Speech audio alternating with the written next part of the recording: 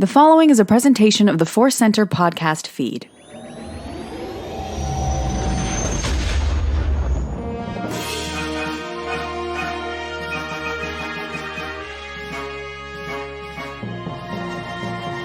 From the center of that galaxy and the center of our own galaxy, this is ForceCenter presents OtherCenter. I'm Ken Napzok. I'm Joseph Scrimshaw.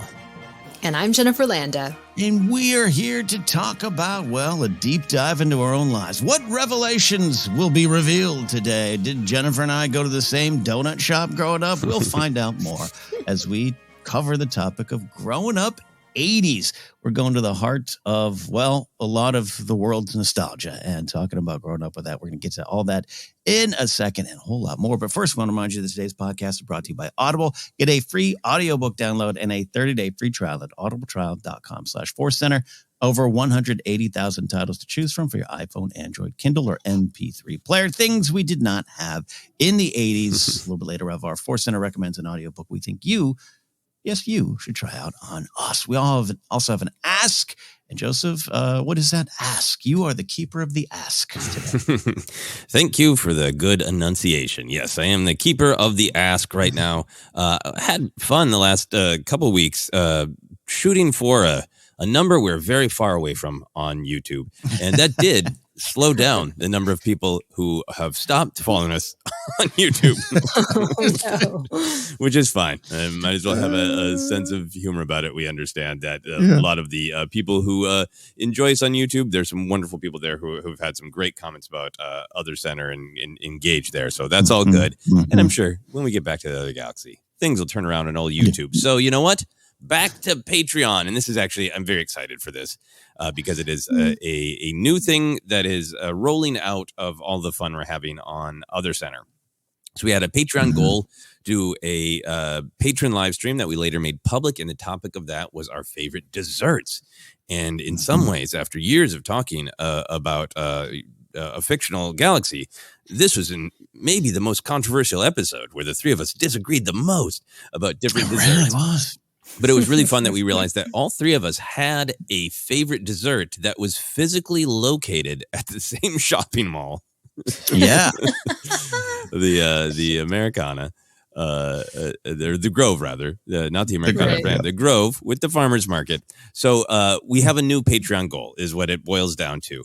At $2,300 a month, which we're quite close to, the three of us are going to take a field trip to the Grove, where we can sample one another's desserts. We can get a cheesecake at the Cheesecake Factory for Jennifer. We can get a donut at, I believe, Bob's Donuts in the farmer's market. And we can get a slice of cherry pie at Dupar's.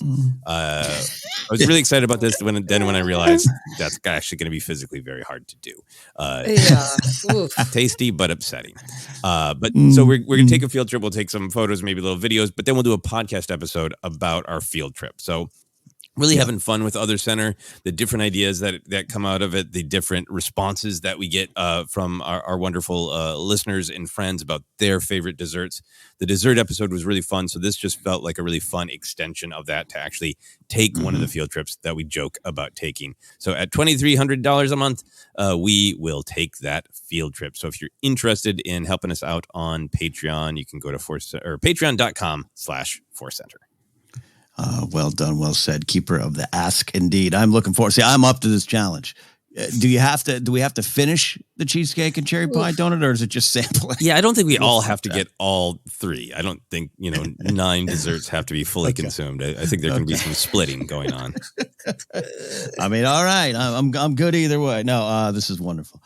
Can't wait to do this. Spent a lot of time there. About 4 years is where I worked there, so I love going over there. I don't get to go there as much. So there you go. That's a wonderful thing. Also, we want to update you on the YouTube side of things. Speaking of that, we will have a Cues of the Other Variety live stream for all to enjoy this Friday. If you're listening this week, that is, what is that, September 29th? I don't know time right now. 2 p.m. Pacific. We're going to sit down for a little bit, hanging out with all of you, taking your questions, and just having a lot of fun, trying to avoid heavy day drinking, at least on my part in the studio. So look for that. Link is up. We also want to have touch upon a bit of an update as we are recording this on a Monday morning, a holiday morning. We are, like all of you, excited to be learning and hearing more about this, we would say a tentative deal, but a pretty safe to say a deal struck between the AMTP, whatever, Bob Iger sweaters, and the WGA. A deal looks to be in place. It's going to go through some ratifying, some codifying, some voting, some fine tooth combing going over it, but it looks to be in place. We do want to just say, Joseph, I'll bring you in here on this one, that this is great news. We're excited.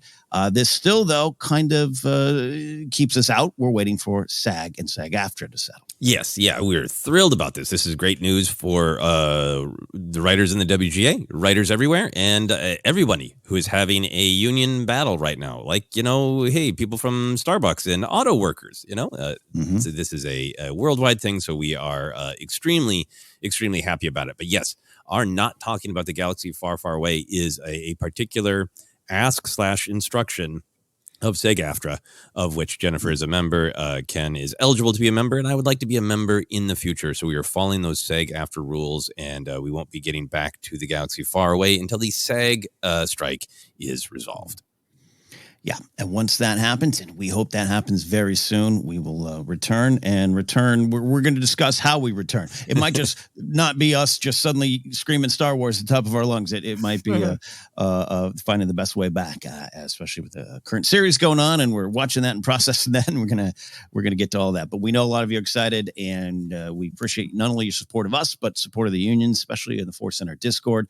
I got to say, it's been wonderful to see all of you, not just getting behind the cause, but trying to understand the cause, asking questions about the causes and the strikes, and posting about it in our ForceCenter channel, the actual ForceCenter chat channel. Yeah. And everyone joking, it's become Strike Center there. So it's been lovely. And a quick shout out to some people on social media, in particular in YouTube comments. We've definitely got some heated negative comments that disagree with us, but there have been a lot of people who have just checked in. They haven't been listening or watching as much and said, hey, why aren't you talking about Ahsoka? And we've let them know why, and a lot of people have said, oh, that's a bummer, but I understand. And that's been really great. Thank you for everyone who's done that. Yes, absolutely. I have a small note on that. I have to be careful. It's a good lesson into put down that lightsaber and just respond with kindness, because sometimes I get a little pre-defensive and I'm like, oh, we've told you this 50 times. And a salty response brings back a salty response and hurt feelings that aren't needed. And so I have tried not to answer over coffee until my coffee's done. And you are all so kind. A lot of people are like, oh, right? Totally missed it. Yeah. Why didn't I think about that?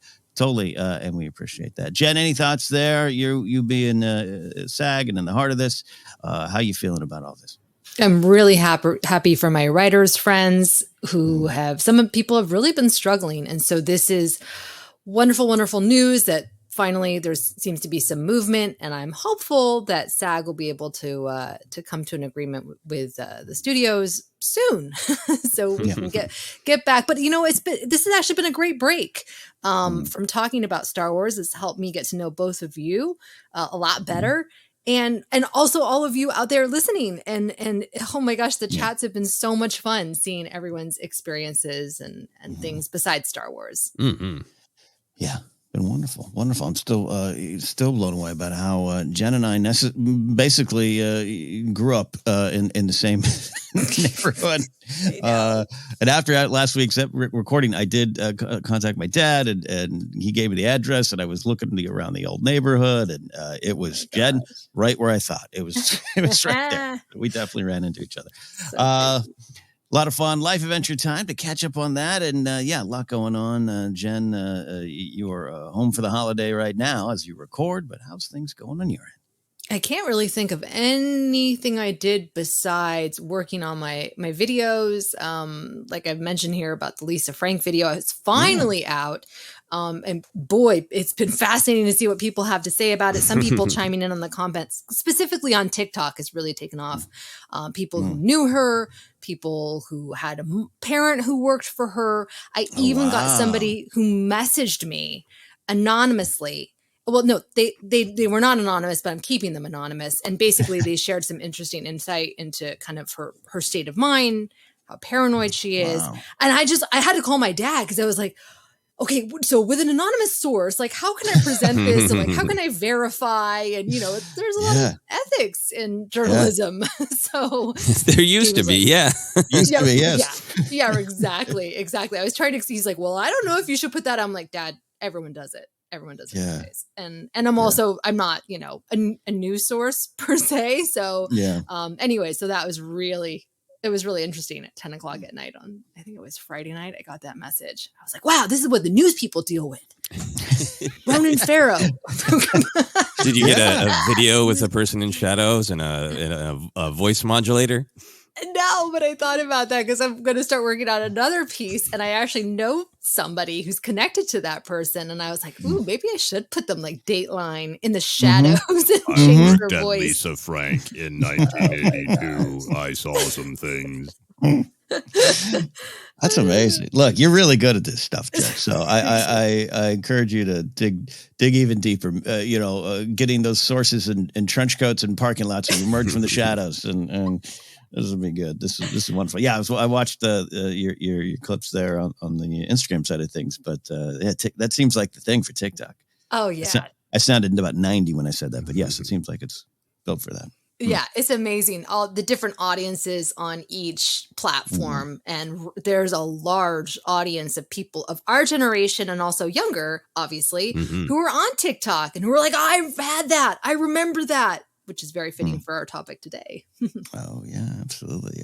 Good stuff there. I'm like you, Jen. I'm kind of trying to remember what I did this past week. I don't think I was too excited. Just work and got to go to an engagement party. Our friend of the show, Christian Ruvakamba, and his fiancee, Amber, celebrating their engagement with their family. We got to drive on down to the heart of the Inland Empire for that. And that was a lot of fun. Just get out of the house and disconnect from work and disconnect from all these things and disconnect from all the pop culture conversations and just sit amongst friends and eat tacos made right there in front of us, which was a dream for me. So I'll take it. And you know what? I've been trying to, inspired by our own Joseph Scrimshaw here, I've been trying to make time to read. That's kind of been the impetus of it. Joseph, you said you were like, I'm going to start my day as best I can.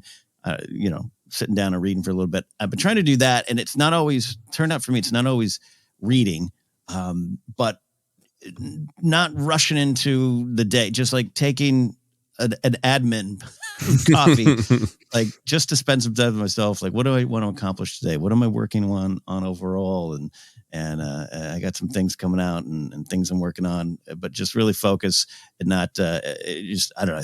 It's been working. So whatever you inspired in me, it's been working. Well, good. Thank you. I am trying to read more. So hopefully you had life adventures that were a little more productive. Nope. I think we are even this week. I think one of the biggest things I did this week was I saw Jennifer's Lisa Frank part 1 video. And I have been procrastinating because I've got some tasks that I like. Hey, I need to do them, but I'm not. Not their work. And I was like, hey, this is actually, instead of the doom scrolling, this is a productive way I can procrastinate. So I went and found the other pieces. So thank you for helping me procrastinate, Jen. You're welcome. Yeah, no, I just this has been a good week to just. To fight the dark side, to talk about the themes of that galaxy far, far away. Well, we always talk about like the stories that tend to inspire us are the ones where people are having a hard time, but they find their way back to hope anyway. And it not just life, career, everything that one tries to stay positive and hopeful about has just been frustrating this week. So the other really fun moment. And this is kind of a joke, a little bit of a dark joke, which makes sense for us. We're going to talk about the 80s. One of the things that's been really annoying is just everything I'm trying to do is it's just grinding right now. It's just the slow and the weight. I'm working on losing a little bit of weight, and I'm taking walks every day, and I'm trying to change my diet, and I feel better, but I'm not losing any weight, and it's maddening. And then one of the other things that's going on is I need to back up the drives that have all of my film files on them, which are gigantic. And they've been backing up for a month. Oh my gosh. And and the files are so large, just the little backup alert will be like, we're moving this one file out of, whatever, 2 million. And it'll just be moving that file for like 3 days. And you're like, are you? Yeah. Are you? You're like, and there was one day that suddenly it got through one of the big files, and then the numbers on the number of files left were just speeding by. And I was so happy to see anything just move the F forward. I just sat here watching the backup file numbers count down for a while, and that was a highlight of my week. Oh my gosh! That's we're moving this file. We'll see you in a week. We'll let you know when it's done. Exactly. So that was good. Well, we hope you find the hope there, Joseph. Can you find it in the 80s? We'll find out. Yeah, that was. This will be very interesting because I think there are obviously in any cultural period great things and fun things, and the three of us I think are going to have a relationship to it because it's our childhood, and we always gravitate towards things to our childhood. But then putting this talk together about the 80s, some of what I want to rank them with is the reality of the 80s, not the Stranger Things of the 80s, but the reality of it. So I think there'll definitely be some fun stuff and some wrestling with the darker stuff this episode. I think so. Well, without further ado, we're going to dive into this conversation. Joseph leading us through growing up in the 80s. Love the title of Growing Up 80s because that's, I think, even more accurate. Just we are 80s. Yeah, I think I meant that as a placeholder title and I didn't go back to it. Anyway, so part of the reason that we wanted to have this conversation is when we do talk about the galaxy far, far away, our age comes up often. Because I think, as we discussed, what you see first affects what you like and what your perceptions are of what it should be like and all that kind of thing. And it's been one of the great gifts of doing this podcast is to get to hear people from different ages and different countries and when they were introduced to it and how that affects how they love it. But, hey, it's more than just pop culture that when we're born affects our life experiences, get affected so much by how we see and interact with the world. So we wanted to unpack a little bit beyond just the galaxy far, far away, what growing up in the 80s did to us, good, bad, and otherwise. So Ken, let's start with you. I just want to get a picture.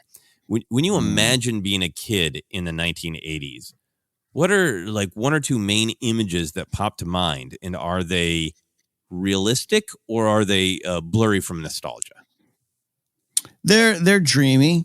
They're dreamy. It's the street that I lived on. It's the backyard that I played in. It's the blue Subaru station wagon we had. It is cartoons interrupted by breaking news. I was terrified of the breaking news intros that would happen. That's how you'd get your news. And my mom and my mom had a lot of fear of that. Like so I'd be watching He-Man and be like, breaking news from Chicago. And my mom would be like, like literally would have that action. And so that's just kind of the image of it. And I always say this, it all feels real in your mind, right? You lived it. You're looking out of your eyes. You're looking out of your skull. And so you don't feel how young you are in your dreams, but you look at the pictures and you're like, oh God, those cars, look at those cars. The cars are the thing that make it all blurry and nostalgic. So that's kind of the images and we're going to get into some of the details of it there. It is, it's a good time. It's a bad time. It's all of it. Yeah. But I just remember those images. Yeah, no, it's the image of those giant cars. They're around the 70s and in the 80s, but 80s was the last gasp of them. And when it took that walk to the Hollywood sign, the Griffith Park has a like only official vehicles from this point on in their like little cartoon picture is just it's a Ford Fairmont. It's a car from the car from the 80s, so it literally looks like only 80s cars can drive up to the Hollywood sign. Jennifer, how about you? What images pop to mind and are they specific realistic moments or is it kind of a blurry nostalgia collage? They're very specific, primarily because my mom still lives in the house that I grew up in. We've been cleaning out her house, and she still had so much of my stuff. I feel terrible. I've gotten rid of so many of my kids' things because she held on to everything. I'm staring at my Cabbage Patch Kids lunch pail that I brought back. So it's really, it feels very real. And when I think about that time period, it really, like I remember our TV room that we used to have, and my dad was really into like tech stuff and always having the latest things. So we had an Atari, of course we had the NES. There was always family over during that period of time. It just was, I look back on it fondly now, but I know at the time period, it was not necessarily the best, which we'll go into, but yeah, it's, I also have a lot of photographs from that time because my dad was a photographer on the side. So in fact, I found an old photo album recently. I was like, oh my gosh, showing my kids. They're like, yeah. Okay. Whatever, Mom. Yeah, whatever. But yeah, so it's very clear. Yeah. Your dad sounds so cool. Journalist, photographer. Yeah, no, I mean, I think we'll get into it more. I think it's good to accept that we have good memories, even in the darkest times. We should. I'm glad that, our childhoods were not just the horror of the breaking news, but we also had some He-Man along the way. So those were the two images that popped to my mind. Is one was a kind of a darker one, and one was the happy and the part that makes me go, oh, the 80s. So the sad one, which I know is colored by nostalgia because the timing doesn't actually work. So somewhere in there, my memory is wired incorrectly. But here's my memory. It doesn't actually work out timeline wise. But my memory is I was so sad that there was no Doctor Who merch. When I got into Doctor Who, every once in a while you could find a book, a novelization of Doctor Who, but for the most part, there was nothing else here. And I thought it'd be really cool to have a Doctor Who board game. So I spent all day trying to draw and create a Doctor Who board game. And then at the end of the day, realized that I had no idea how to make it actually a game. So I had just drawn a whole thing where you roll dice and then you walk forward and you need something else. Okay. I don't know. So, but the reason I had made the Doctor Who board game is because I needed to do something to take my mind off the television movie The Day After. Oh, God.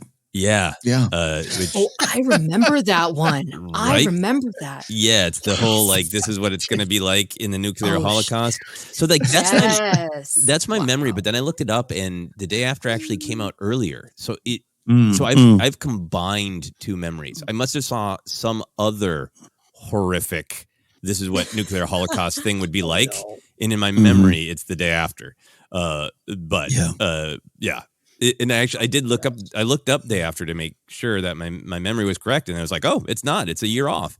Because I didn't start watching Doctor Who until a year after The Day After came out. So I did see something else. But one of the details in Day After is that I didn't remember from watching it is apparently at the end of the broadcast, they had a warning that just so you know, we softened it up. An actual nuclear holocaust would be way worse. Way worse. Oh my goodness.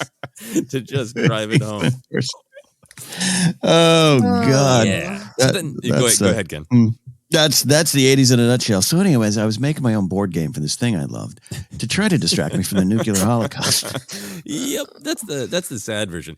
The happy version really is right about 1982. A bunch of memories converge of eating at a pizza parlor, playing a Miss Pac-Man video game while the Stray Cat strut plays on the radio in the background. That's the aw.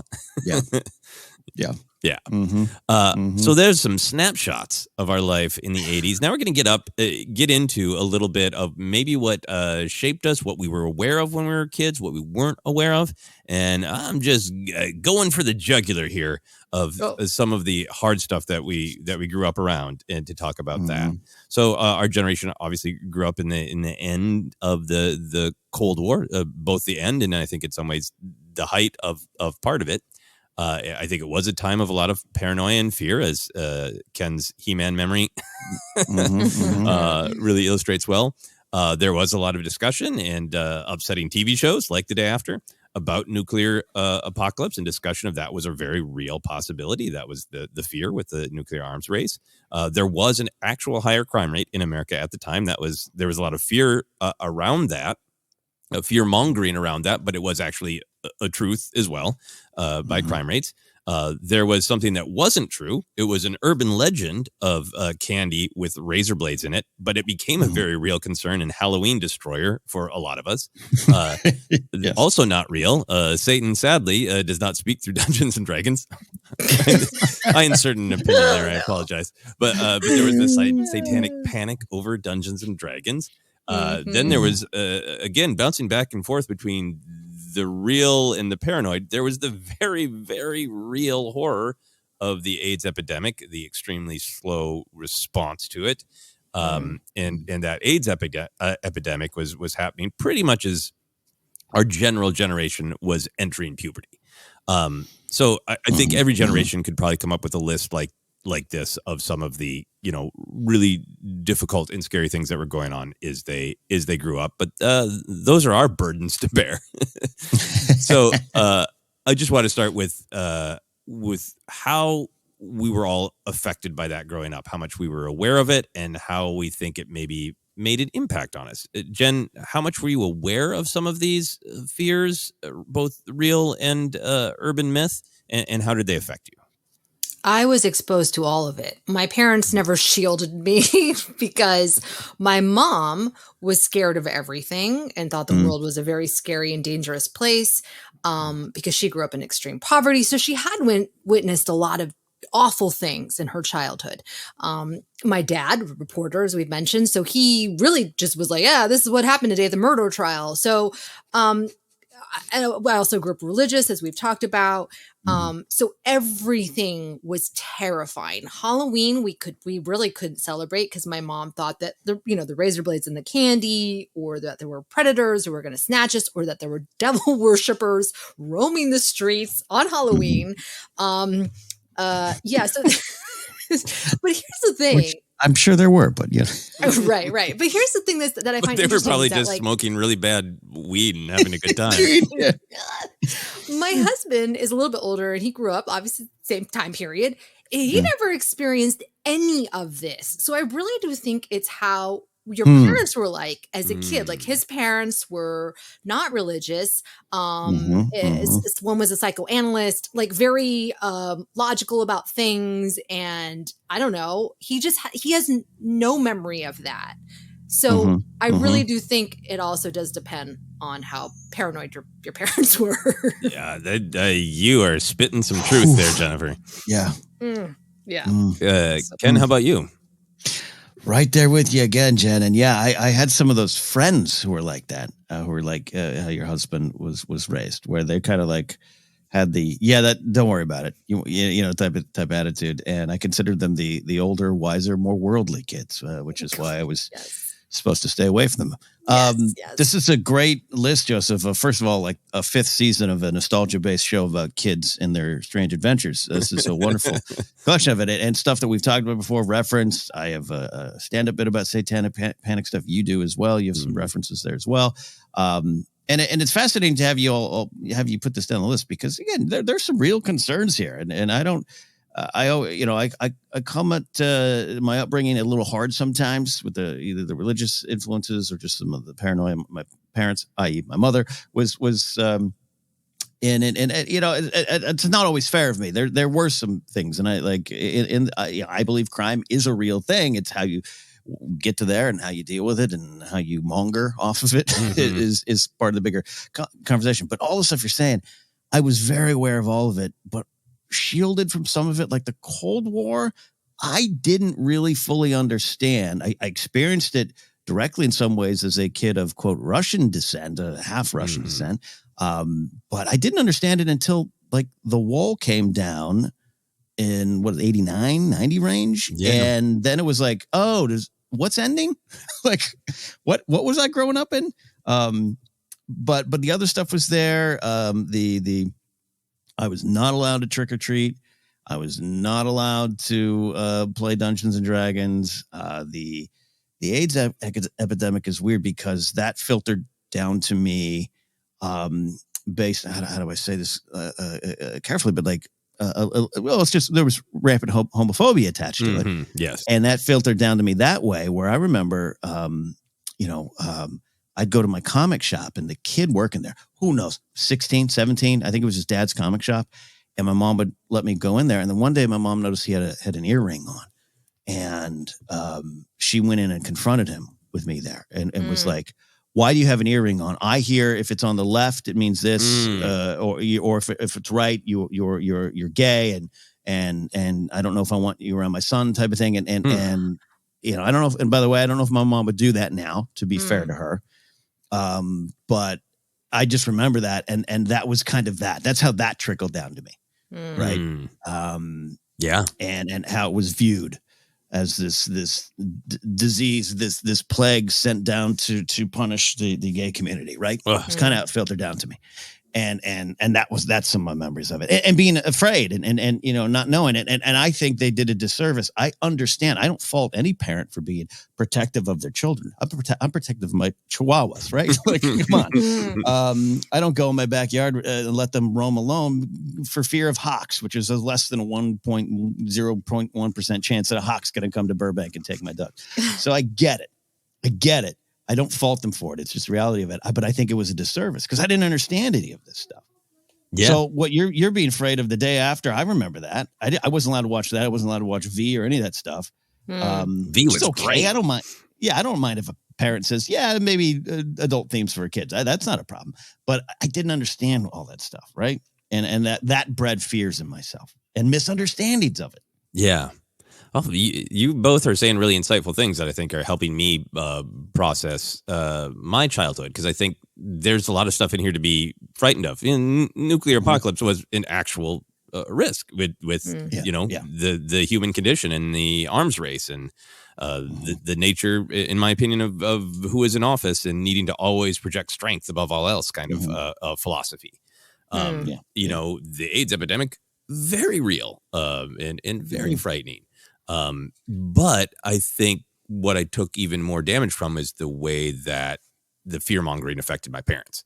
Because I think there was a change in them. They were extremely young parents, very young. They were 19 when they had my brother and like 22 when they had me. It's insanely young parents. And like almost every year I get older, it's more insane to me when I realize how young my parents were.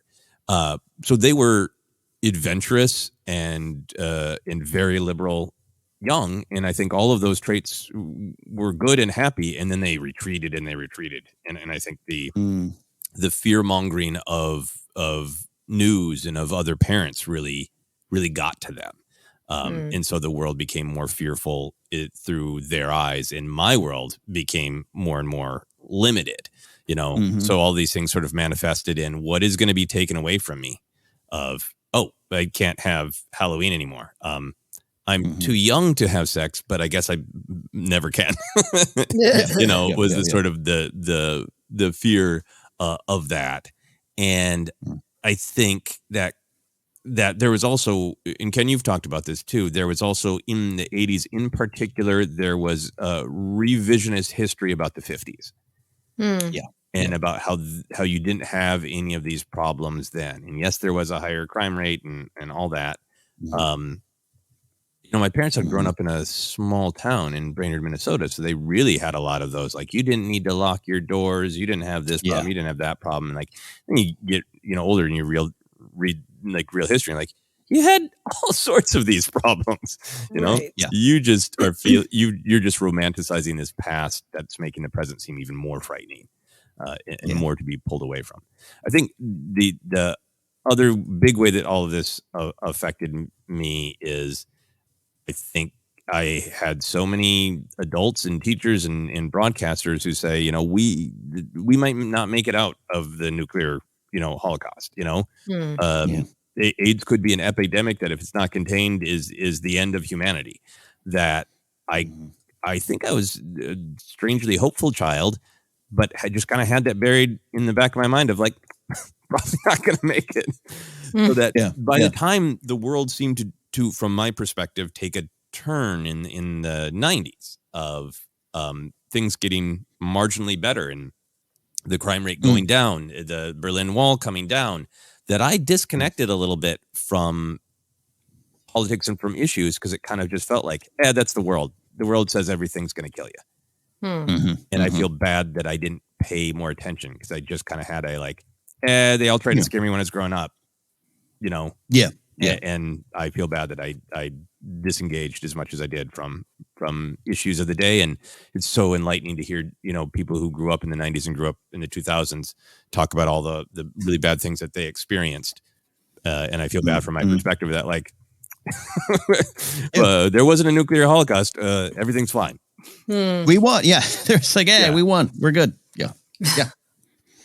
And you're hitting 18, 19, 20. You're starting your life and you're like, got through all that. Yep. Yeah. Yep. So I think maybe that's a cautionary tale for myself. Of you get too obsessed with the challenges of your generation that you don't have respect for the challenges that other generations are facing. Yeah. So spiraling out from that, Jennifer, it sounds like you were very aware of politics because of the nature of what your father did as a journalist. Did your parents, was it just kind of in the air, or did your parents make an effort to talk to you about issues and let you know specific politicians or ideas that they supported? Not so much. I mean, they just would wildly share their opinions about things. I mean, I knew, I remember we had a jar of jelly beans that had Reagan's face on them. I guess my dad had gone to an event and they'd passed out these jars of jelly beans. And I was like, oh, this Reagan guy's okay. I kind of want those though now. I would love those now. I know, right? So bizarre. And I remember they had kind of positive. And then that's when things started to shift a little bit. And my parents started to talk about politics in a much more negative way and who was going to help the quote unquote minorities, who was going to help the educators, because my mom was a teacher and then later on a principal. And so things really started to get very heated, especially by 2000s. Where, the second Bush with No Child Left Behind. Ooh, my mom, still to this day, if you get her started on that, oh man, she will go off about how horrible that was for her school and her teachers. And anyway, so yeah, it was very much, but my parents didn't talk to me like my husband's parents, who were very much had adult conversations, and here are the issues that people are facing. No, my parents were just this person is terrible. Yeah. I think, I remember my mom in specific, it is one of the best things she did for me is very early in my life, talking about things from a moral perspective, and then they kind of attached to political issues. They didn't, sit down and go, "This bill is trying to be passed," But I remember very early on talking about race and how everybody is there's no reason for anybody to hate anybody based on what they look like, kind of value. And I remember. Gone with the Wind was on television, and with commercials, it must have lasted 8 weeks. That's a long movie. I have no idea. Maybe it's broken up over a couple nights. And I was, a huge fan of that Other Galaxy. And I remember at the beginning of the movie asking my mom who's the good guys and the bad guys. And, my mom really could have just answered the South based on what war it was. But she got very concerned. That was one of her concern moments of Star Wars. And it's just even when people fight, it's, we should try to avoid wars. Humans are human. Humans are all human. I don't know if she would have said that if you're watching some World War II thing, or, I don't know. I used to have this is a happy memory. The fact that it's Gone with Wind is now a complicated memory. But the point is, that was instilled in me so early to not just kind of hate people based on a label, that the demonization of the Soviet Union that was everywhere, the idea that they were the evil empire, the idea that other kids would fantasize about, on the playground about there are Russians over the hill and I have my machine gun and I kill them all. that is one of the biggest things I remember. And from my child's eyes, why I didn't like Reagan, the Jelly Bean Man, because he wanted me to hate a group of people that I'd never met because they were from a different country and had to do what their leader said, just like I did, Yeah. So that was one of the biggest things for me. The other sort of political thing was I learned a lot from comic books. I learned big words from comic books, and I learned economics. I understand historically by a bunch of numbers. Technically, Reagan's economy was good, but from my perspective, there was massive inflation. A comic book was 40 cents in 1980, and it was $1 by 1990. And I saw that and understood that as a kid, and now as an adult, the whole idea of trickle down economics. We've just had these massive strikes to say, could you please trickle down a tiny bit? Bank deregulation, oil deregulation, a lot of the financial problems we have now were climate crisis were all started then. So, but from my eyes, it was the wanting me to hate other people. And final thing, and I want to kick it to you, Ken, is there was also a little bit of almost funny from history's perspective. Mondale running against Reagan, 84. My parents were all for Mondale. He's from Minnesota. Minnesota is the only state that he won. And I remember my parents being really upset, waiting for the returns to come back. And I remember I was going upstairs to bed and I was like, but wake me if it turns around. Mondale could still win, right? And they were like, no, he can't. He can. Like, I thought it's supposed to be hopeful, and that if you fight hard, you can turn things around. Like, he can't. It's over. And as a kid, I didn't understand the electoral college or whatever until many years later. But I remember being like, maybe Mondale can pull it out at the last minute. Like, no. Yeah. I still don't understand the electoral college. So come on. So what was your you've talked a lot about some of the religious and cultural ramifications of your parents' perspective, but did they talk to you about politics? Did they tell you like we vote for this person and here's why? I have no memory of them sitting down or addressing it or saying, hey, that's the way, but it was very clear about what way, right? I have, in terms of memories in politics, 84, Mondale Ferraro versus Reagan and Bush. I remember that. I remember having conversations with my friends about it. Do you like the president? Like, I remember that kind of stuff. I remember vague memories, but remember Reagan's assassination attempt. I remember the news reports that night. So it's like I was aware that those kind of things existed, right? That there was leaders that we had and we voted for. But I was, but this goes on to last couple of years. I am what I guess you would call a legacy Republican, right? Yeah, I was Republican because that was what we were, and just didn't think to question it. And as you grow up, kind of like what you're saying in the last round, Joseph, there of like, hey, we got through the 80s, and I'm good. And when things don't affect you directly, we have a tendency to not dig in. It's just downside of human nature. And so it wasn't until the last 4 or 5 years where I've gone through this dramatic shift, and that was the single biggest fight point with my mother in the last couple of years, where I was like, I couldn't believe she couldn't figure it out, but she was like, she just bluntly said, like, wait, you're not gonna vote for DeSantis? And I said, Mom, I will never vote for Republican again. And she lit, much like the breaking news logo. And that's been, we're trying to repair it, and it's my folks, and I love them, but we're trying to repair a relationship from that moment. Because she says you have rejected me, and everything I taught you to be, and it's like it's all tied together, and I don't want to get too deep into it, but yeah, the 50s, the moral panic of the 50s leads to this and that, and Goldwater republicanism, and then leads to the satanic panic of the 80s. It's all a fine tapestry, and so it was just I just didn't have there was no question, there was no talk of other points of view. It was just this is what we do. We are under attack. That was it. We not from the Russians, but like I was part of the, you're in that church, and it's almost like the table is spiritually tipped over and you have a shotgun at the door. Well, everyone's coming after us. That's why Satan's in Dungeons and Dragons and he's in the apples, the kids. We are persecuted and under attack. And this is people like Reagan will get us through it. Right. But I'm not super aware of it. Now I have the magnifying glass of history and time to look closer at it. But so it was all there for me. It was all just like that. This is our team. And it has to be this is the only way.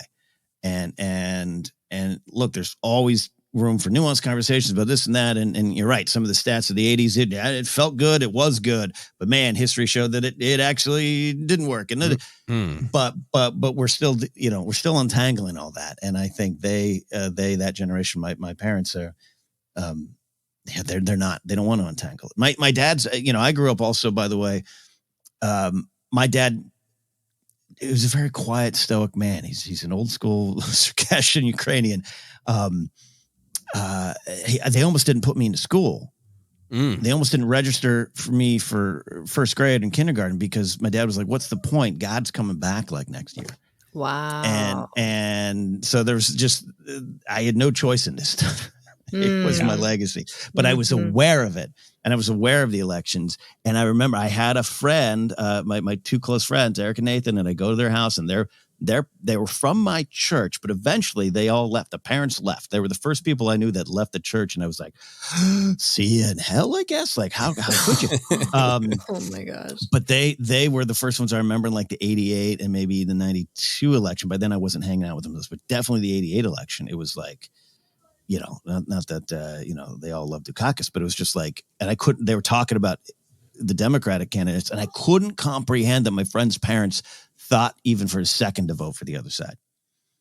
Like, it was weird to me. Yeah. And it was really ingrained into you as teams and sides rather than teams and sides. Which policies do we believe in and what will they actually do? Yeah, this is a conversation. I feel like I was picking on my mother. I apologize, Mom. But like we had a conversation a month ago. We were just talking about things, and our conversations are getting better and more productive. But somehow Hitler came up, right? And there's a lot of things horrible about that absolutely horrendous character in pop culture history or whatever you want to say, the real world.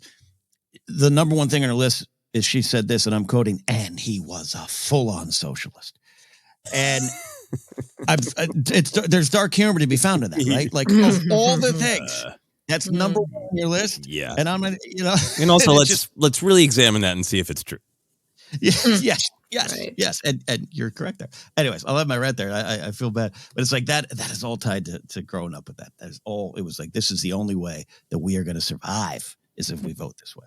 Yeah, no, I think that's really important because I think what we're trying to break down how we were affected by the 80s, and I think what you're talking about is fear, and that seems to be a recurring theme of how do different people, powerful groups want to use fear to motivate you to support them, and how are individuals susceptible to that fear, and is that fear of something real that needs to be dealt with that's sad, or is it sometimes fear of something that isn't even there? Some of that persecution stuff, from the reading that I've done, it was extremely calculated to marry one party to the fear of a religion being persecuted. It was a choice, an active campaign to make you not look at, does trickle-down economics work? Well, where's the trickling? Well, don't pay attention to that. Pay attention of how the ambiguous they are coming for you. Yeah. And to clarify too, like my final thought here on this section is like, too, it's like, going to church or having a spiritual side or just straight up being, believing this and that. I don't have a problem with it.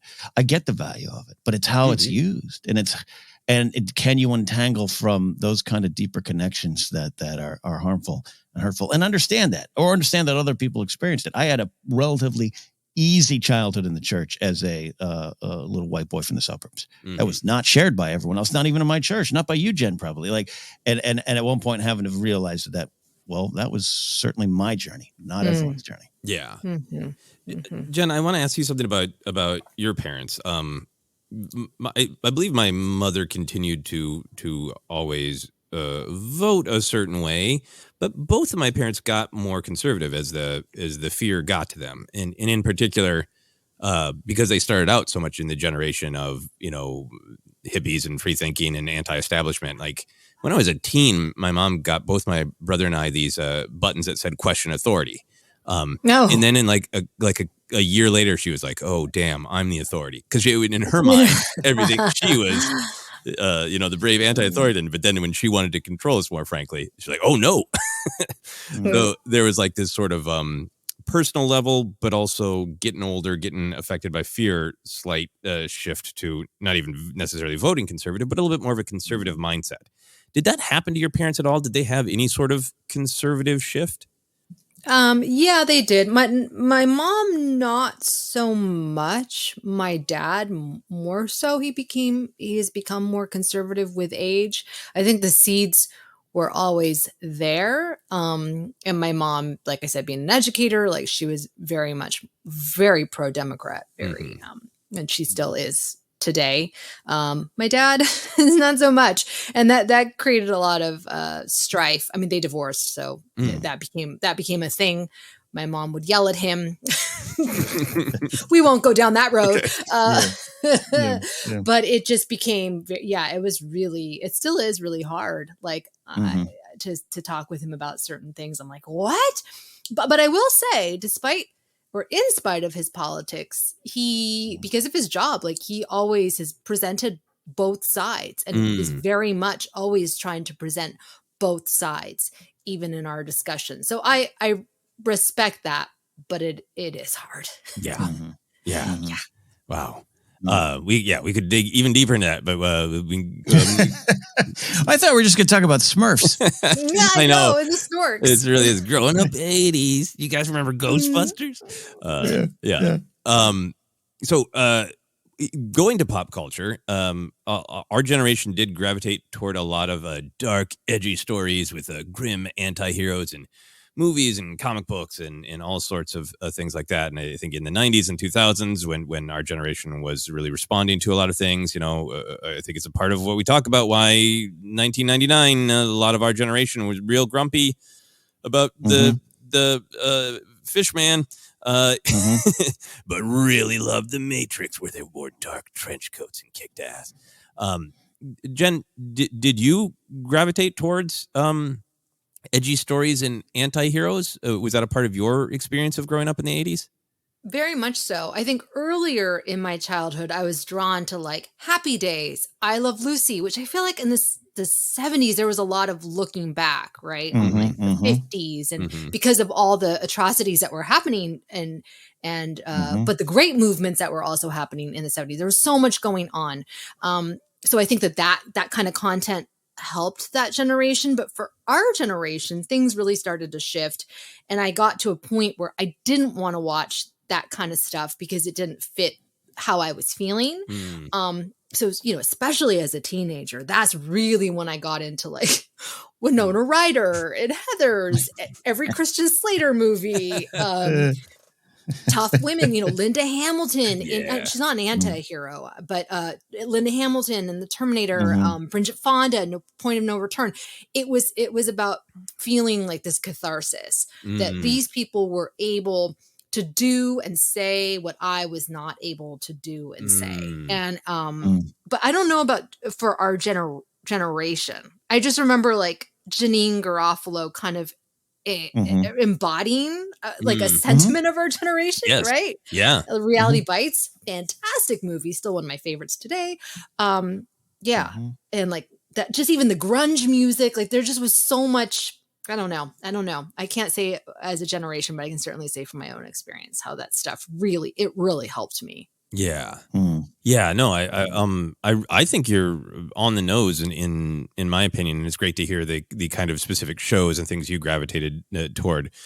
For me, it was a little bit of the music being more angry. With Guns N' Roses, and I like Metallica.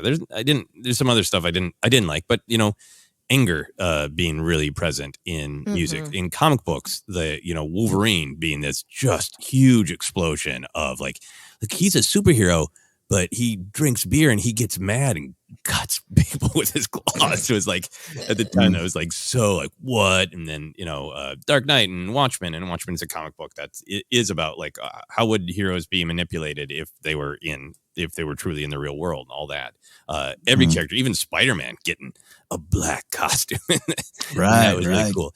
And I think that for me, as I've tried to analyze it, that there was still a lot of more traditional storytelling on television in particular, reruns for sure, but also like even Family Ties and Different Strokes, they acknowledged the realities we were in. There's a funny young Republican, and Nancy Reagan came on Different Strokes to talk about drugs, but it still felt really pat and really fake, and that no matter what happened, nothing would ever really change.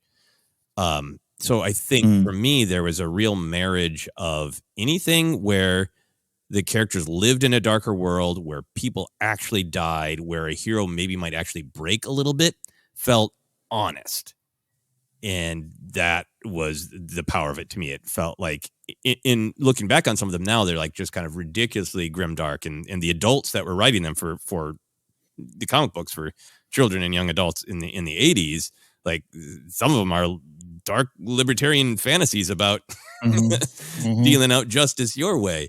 But so, for some of the people writing them, they're going through their own generational journey. But for me, it felt honest. Ken, how do you feel about that? Did you gravitate for the grim stories, and no. Why? Light and fluffy all the way. No, I mean, outside of just running through the Star Wars and Indiana Jones of it all, and like something like Willow or Princess Bride, all that kind of like feeling, that kind of high fantasy adventure. I love that stuff. And then in the 90s, I remember I tried to like it, like The Crow or something like that, but it was never me. It was never that. It was never in the key of my soul. And but what I went the other direction, where instead of angry or I've never really. I love the legacy and the influence of punk music, and a lot of punk bands I understand and respect and like, but wasn't my style. The grunge movement of the night was not my style. Still not a huge fan of like Nirvana, Soundgarden, Pearl Jam, that era. Like it just didn't connect with me. But I went sad. I went shoegazing. I went, can this movie make me hurt? Because that's what I felt about myself, or my romantic prospects, or where I was in life, or what I was, all those things we've talked about on previous therapy center episodes, as you might want to jokingly call them. So yeah, I actively did not like the darker story. Now, when I read the comics, I read the toy books, I read G.I. Joe and Transformers. And I did not get into the Watchmen, did not get into Batman's old and depressed. No, I don't. He's fighting Superman. No, absolutely. I didn't. And it's still not there in a way. It's weird. Yeah. I don't know why. I'm not a happy-go-lucky kid. It wasn't like all, flowers and rainbows and fireworks. It was depression. No, that makes sense, and I think that's a part of it, though. But anything that is acknowledging sadness also feels like it is fitting into that same sort of let's. We don't want to pretend that life is always works out in 22 minutes. Yeah. And every problem is resolved by a quick conversation and a freeze frame. There's a sort of such a fakeness to that, and even by reaching out for the stuff that's sad, feels real. Yeah, 100%. Yeah, it's right in the same lane, I would say. Yeah. So Jennifer, you were touching on this with the Janine Garofalo example, but I think Gen X is kind of infamous for being snarky and irreverent. Jennifer, were you snarky growing up? And has that changed in what's your journey with that? The snark would have been slapped out of me, because I don't think that I was not allowed to be snarky. I think that there was a point when I was little that I'm not snarky, but I just would say everything. And I very quickly learned I'm not supposed to do that. So I think as a teenager, I certainly very much fit that stereotype of over it teen. I Mm. would sit in the corner and sulk. I would share my 2 cents, which, oh my gosh, my poor mother. I feel so bad for her now looking back. I was really, really tough as a teenager. But then I think I lost my snark. I'm certainly not snarky now. And my husband jokes with me, like, he's very snarky, and he'll like rib me and whatever. And I'm like, like, I have no comeback, no snark. Lost my edge. Got to get it back. I don't know what happened. I don't know what happened to my snark. Yeah, I feel like most listeners would say we don't perceive a lot of snark. Yeah, I think I'm very interested to see how Ken, who gravitated not towards grim but sad, will feel about this. I think I definitely had some snark when I was young. I mean, definitely, but some of that was trying to get a laugh, and then as I got to be a teen, some of it was actual real depression and trying to get anyone to see that I was in pain, kind of thing, like many teens go through. Nothing super unique there. And as I got older, I don't think the snark was about necessarily like day-to-day communication. I wasn't like rude to people, but snarky about the world. Snarky in terms of, because so much of what we grew up with felt fake and felt like it was not acknowledging the actual horror of reality, and only grim or sad things were cool. To speak with sincerity about the world felt dishonest.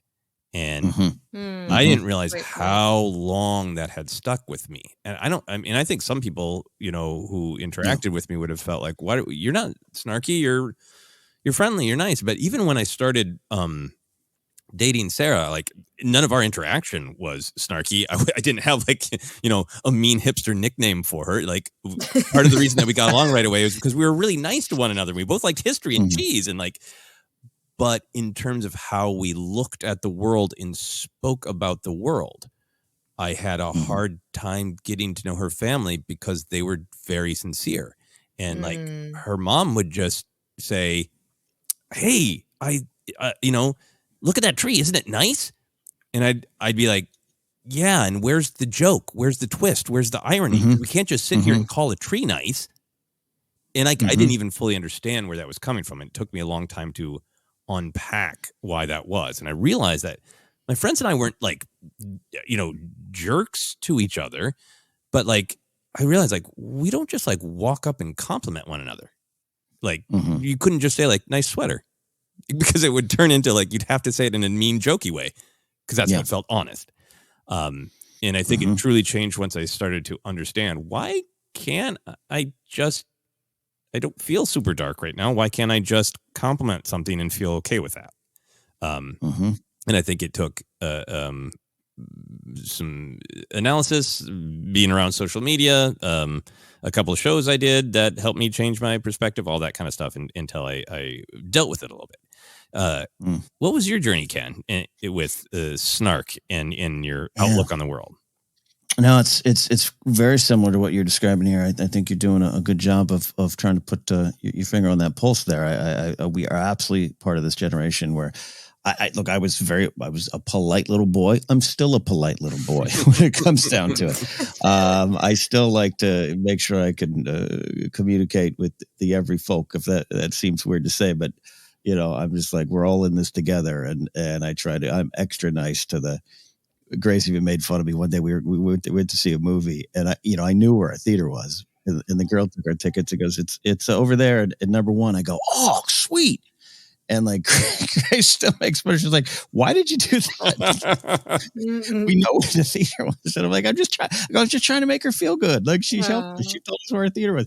So I have that. I've always been the good little boy, quiet in the corner. I'm not a class clown. I had problems and still have problems with class clowns. But what you're describing, and it goes in deeper, of just like, that's how we communicate about the world and the world, and how too nice, even though I like these happy stories, so to speak, it wasn't how I saw the world, or it's as a quiet, shy kid, I wanted to communicate things. And that's how it came out. And that's how it works, right? So when I'm in radio, by the time I'm 20, doing the news reports and putting, snarky humor into it, people are going, "This is great." I carried over, and I've tried to address this in other spots, but it's like a lot of people started to really know me in this phase of my life from like Schmoes Know doing the movie news, which was the exact same thing I did in radio, and it was snarky. It was, we like this stuff, but we're tearing it down. We're poking fun at it, but also, it's destructive in a way, and it's comedy is so built on that. And someone who's in the clubs doing stand-up stuff, on a weekly basis, like I have actively tried to do bits around. Normally, I would make fun of this person and take that to the stage. And there's one specific example. I was at a party, and an older guy was telling a story to about 6 of us, and it was an old guy story, and it was about 20 minutes of him talking about his road he was building in the desert at his house. And all other 5 people peeled off, and one by one, he just kept turning until I was the last one there listening. And normally I'd make fun of it, like, "Oh, this is a crazy old man." So I was like, how can I do a bit about, what? This guy showed perseverance, and he found his audience. That's funny to me. And I tried to put that in bed. I got to still work on it. I got to still write it the right way. But it's not, crowds don't react to that. They want to make fun of them. Mm-hmm. They want to make, they want to tear down instead of build up. And so much what you're describing, Joseph, is just like, yeah, you can't say to your friend, "Good job." It's got to be like, all right, whatever. And some of that might have to do with some of, toxic masculinity and all those kind of things, bigger conversations. But I've spent a lot of time, because it's not always my instinct is to be a little snarky first, and there's I'm not saying I'm a different person on air, off air, but it's like, if I'm on the street, my tendency is to be like, look at that weird person doing that weird thing, as opposed to, let me find out what they're doing and why they're doing it. Maybe it's cool. Like, it's a constant struggle. And I do think it emerged from what you're talking about in this generation. Yeah. The reality bites generation. Yeah. I mean, I think there's comedy is natural. It is far easier to destroy and more, had the jokes comparing the galaxy far, far away, quicker, easier, more seductive. Yep. Yeah. A mean sex joke is quicker, easier, more seductive. So there's that. There is toxic masculinity. But I do think that this specific sort of brand of it, in the way Generation X has kind of branded itself, is a part of everything that we grew up with, that we're talking about. That sort of like that, a little bit of nihilism of even those of us who had happy childhoods and have lots of happy memories. There was still that drumbeat in the background of war and death and disease and crime and all these things that I think being snarky is kind of taking that nihilism and trying to empower yourself of, it's laughing in the face of death, Yeah.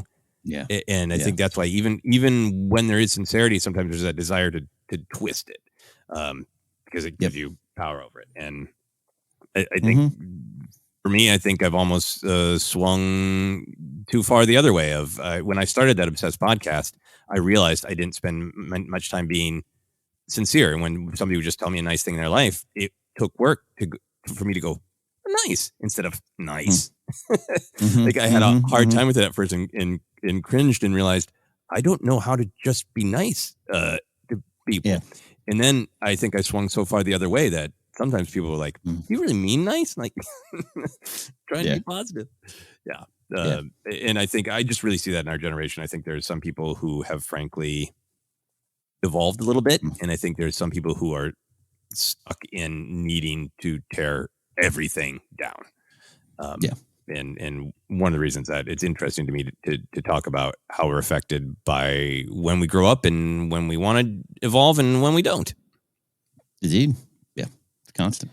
All right. We are going to take a break, but first, who's got a recommendation this week? You know what? You know what? Books are stupid. Books are stupid. Who wants to read? Yeah, gosh darn it, I was on this one. I was on this one and I didn't. But I'll tell you what, you guys can choose. All you have to do is to choose. Actually, here's an Audible book, and it is about a. I know we're trying not to talk about movies, but it's a friend of mine, Brad Gilmore. He wrote a book called Back to the Future, a celebration of the greatest time travel story ever told. And it is on Audible. And you can try it out on us just by simply going to audibletrial.com/ForceCenter and get your free audio book. Again, that's at audibletrial.com/ForceCenter. There we go. Pulled it out. You did it. All right. We are going to take a quick break, and then we're going to be talking more 80s. And some of the stuff we're going to be talking about is more positive. So come back for that.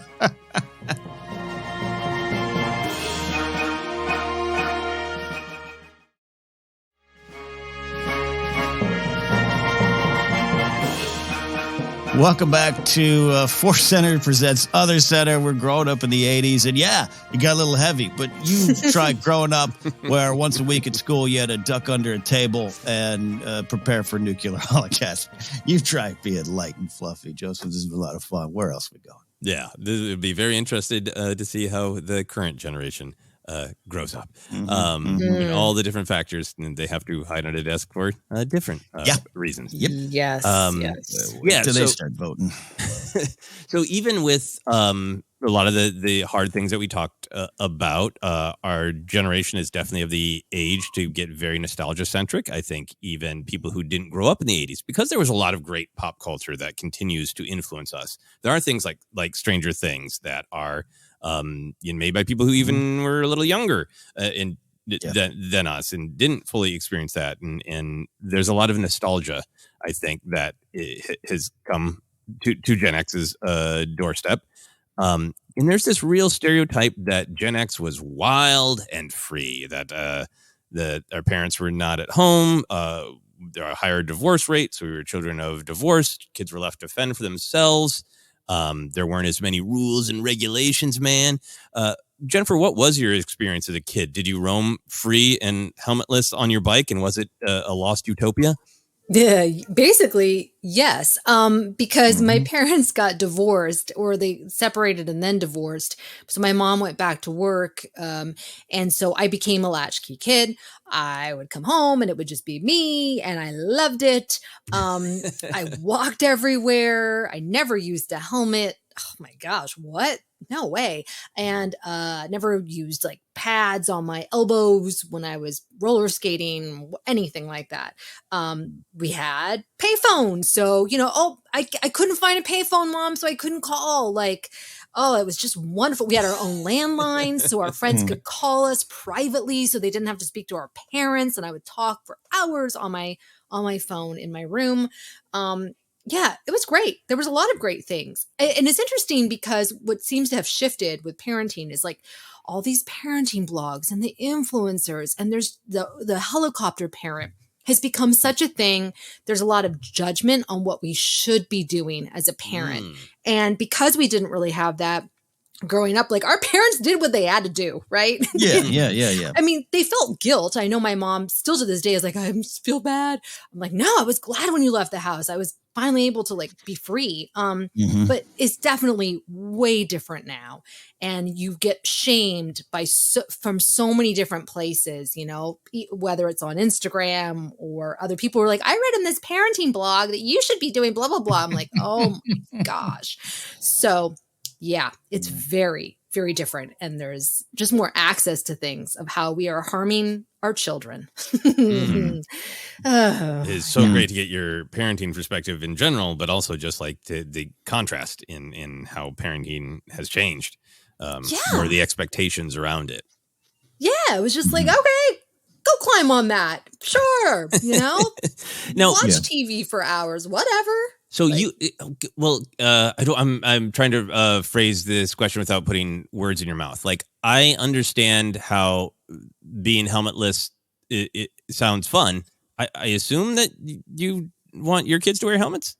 Oh, they wear helmets. Yeah, 100%. Yeah. Oh, yeah. Oh my gosh. Yes, bikes, there's scooters, everything, right? Because I mean, we now know the dangers of it. Okay.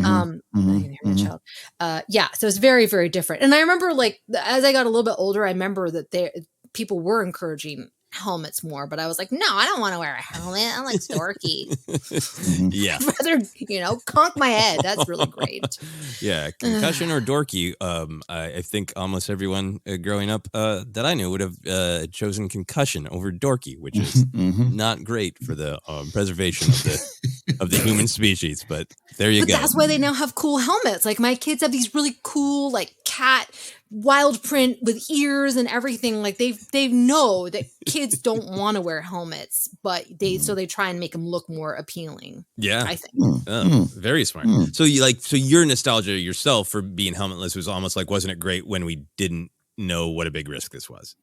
Yeah, it was just more about like just doing whatever I wanted. I mean, and my mom was very, very strict. So it was just like when she wasn't home that I got to do, watch TV and do all these things and climb outside in the backyard, things that she would never let me do. Yeah. She'd be like, no, you're going to fall and you're going to, crack your head open, that kind of stuff. I have one other follow-up question, and I want to hear Ken's experience, because I suspect that both Ken and I have a slightly different experience with our parents. One thing I didn't really include in the discussion, but I wanted to, is, Jennifer, did you have access to MTV, and did that have an impact on you?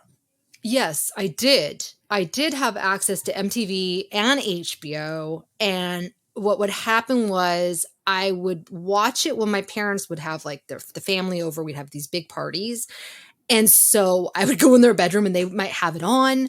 That's how I saw Jaws. And it actually, to this day, I have a serious phobia of sharks. Like I can't even look at a picture of it. I don't like to go in the ocean, like because I saw that when I was a kid. Yeah, we're supposed to be afraid of the oceans. Yeah. Oh my gosh, I have so much terror. And I remember watching like MTV videos, like George Michael, Madonna, Michael Jackson, but I wasn't allowed to. Or VH1. I remember VH1 was kind of okay, but my parents would just be off doing their own thing, and then I would sneak and watch that. I loved it. Yeah. And a lot of very adult stuff really on MTV. When you look at it again, of like, I got a lot of messages about what I was supposed to look like and do. Ken, how about you? Were you helmetless and free, going anywhere on your bike? Yeah, well, it's interesting what you're saying there. Looking back, it's like the damage was done in other ways that no one was suspecting. You know what I mean? Right. I literally was helmetless and free, and having a very, very protective mother. And again, I love hearing your perspective too, Jen. But it's like part of what I went through a while ago in therapy, or what I'm going through now, and just trying to communicate. And I feel for my parents. I don't think they understand. It's like, part of the growth or the change isn't just going, man, it really sucked being raised by you. It's not that. It's going, I understand you tried to do the best with what you knew at the time, and here's what it did. And here's also the hard wiring I have from you. And can we talk about it? Can we just be open and honest? I'm not going to hold you to the flame for what you did in 1985, because you only knew what to do. There was no playbook. There was no blog of parent blogs. And even that might, as Jen points out, might be problematic in some ways. So as overprotective, not allowed to watch Top Gun, not allowed to watch Gremlins, no movies, no HBO, no MTV VH1. I tried to bring home, I told the story before, the Beastie Boys, but like I tried to bring home some other popular CDs or cassettes actually, and I was told absolutely not. All those kind of things, I was encouraged to like the Beatles up until their weird years. Like it was, Ringo has a mustache. You can't listen to it. That kind of stuff. But like, and I wasn't a latchkey kid, but my mom eventually, as towards the late 80s, started getting jobs where I'd have about an hour home from school. The bus would drop me off. It was like junior high range. And man, I would run to flip on MTV. And if I was lucky, Paula Abdul videos were playing. Like, just oh my gosh. Young kid just raging. Or like Cold Hearted Snake is on. Cold Hearted Snake. Look into his eyes. Uh-oh, he's been telling lies. And then I'd hear the garage door and I'd be like, oh, I've got to turn on Sesame.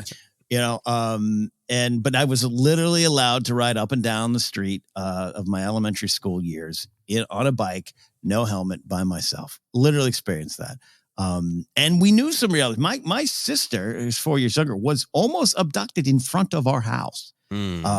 weird incident happened. And like you talked about up top, Joseph, we can make fun of some of these crazy satanic panic 80s stuff, but some of this stuff was happening. And so that's why I fault everyone across the board. You unilaterally fault parents. It was some realities. And my sister was very susceptible to that. We're just like, oh, some person's calling me to a van, I'm going to walk to them. And it was a weird, traumatic experience.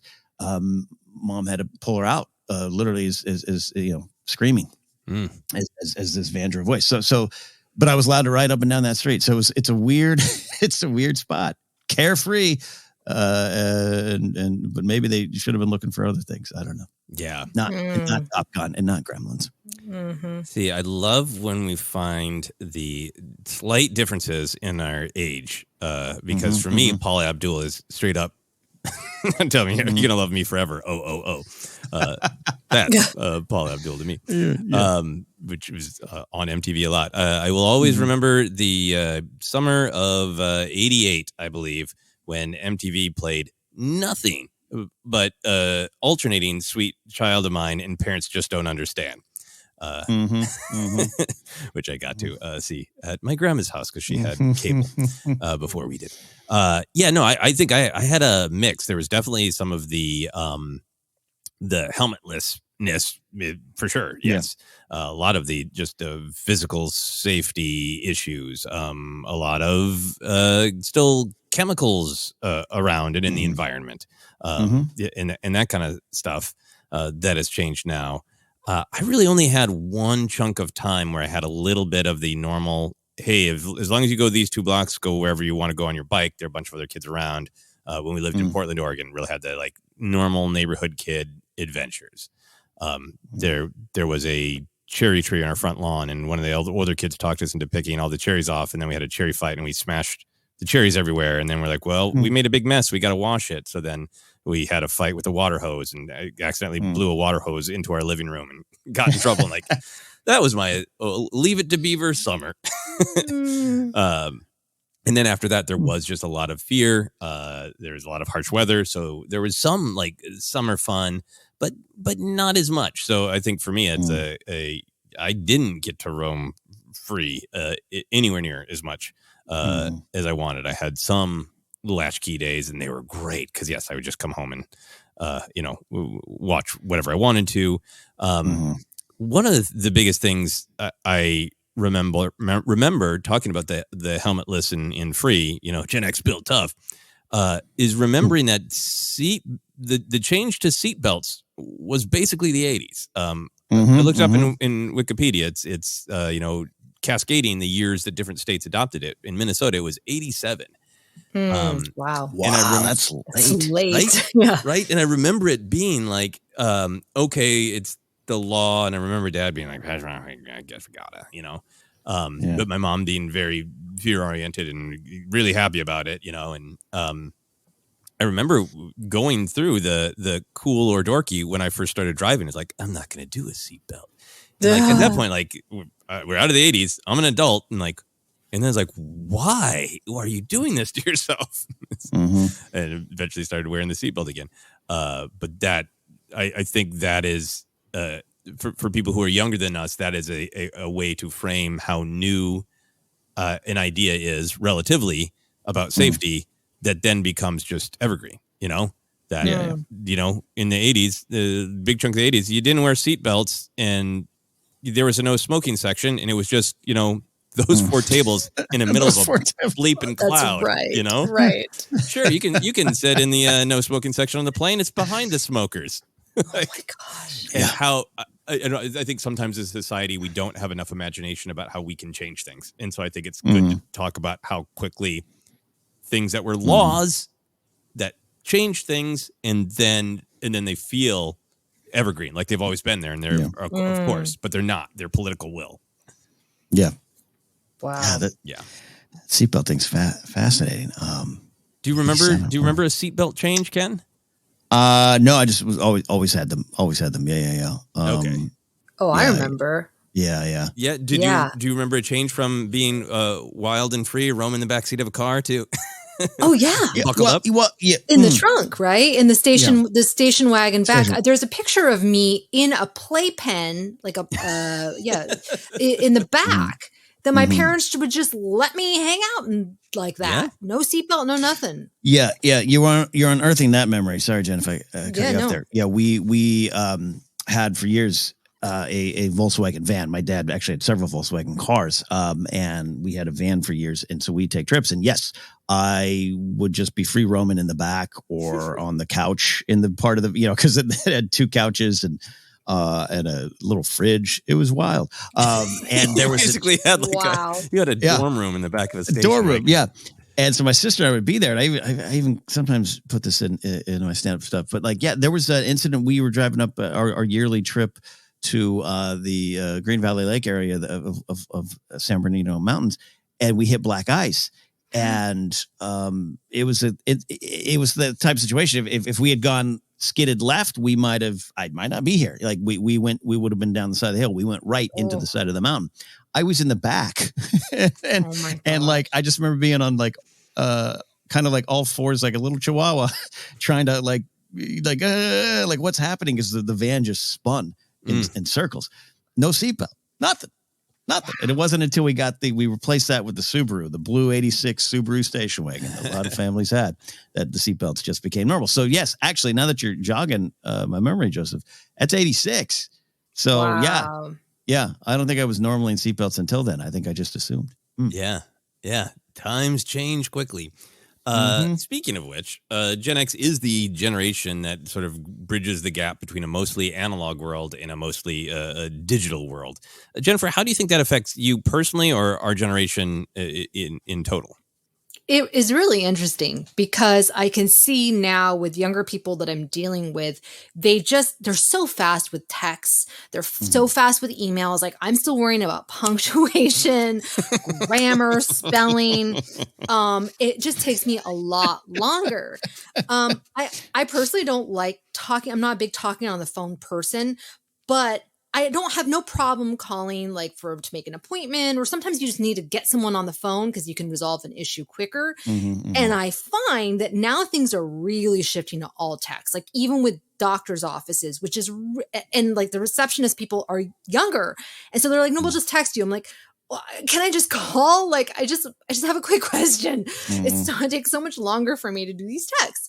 And here's another thing that's interesting is it's just so fascinating how my kids only want to watch stuff like YouTube and or even they don't have phones, thank God, but on the computer. My daughter was watching her laptop and I'm like, why don't we just put it on the TV? And she's like, no, I like it here. And I think that there's a real personal connection, about some of the content that they're watching. It's fellow kids doing stuff. It's very different than what we grew up with.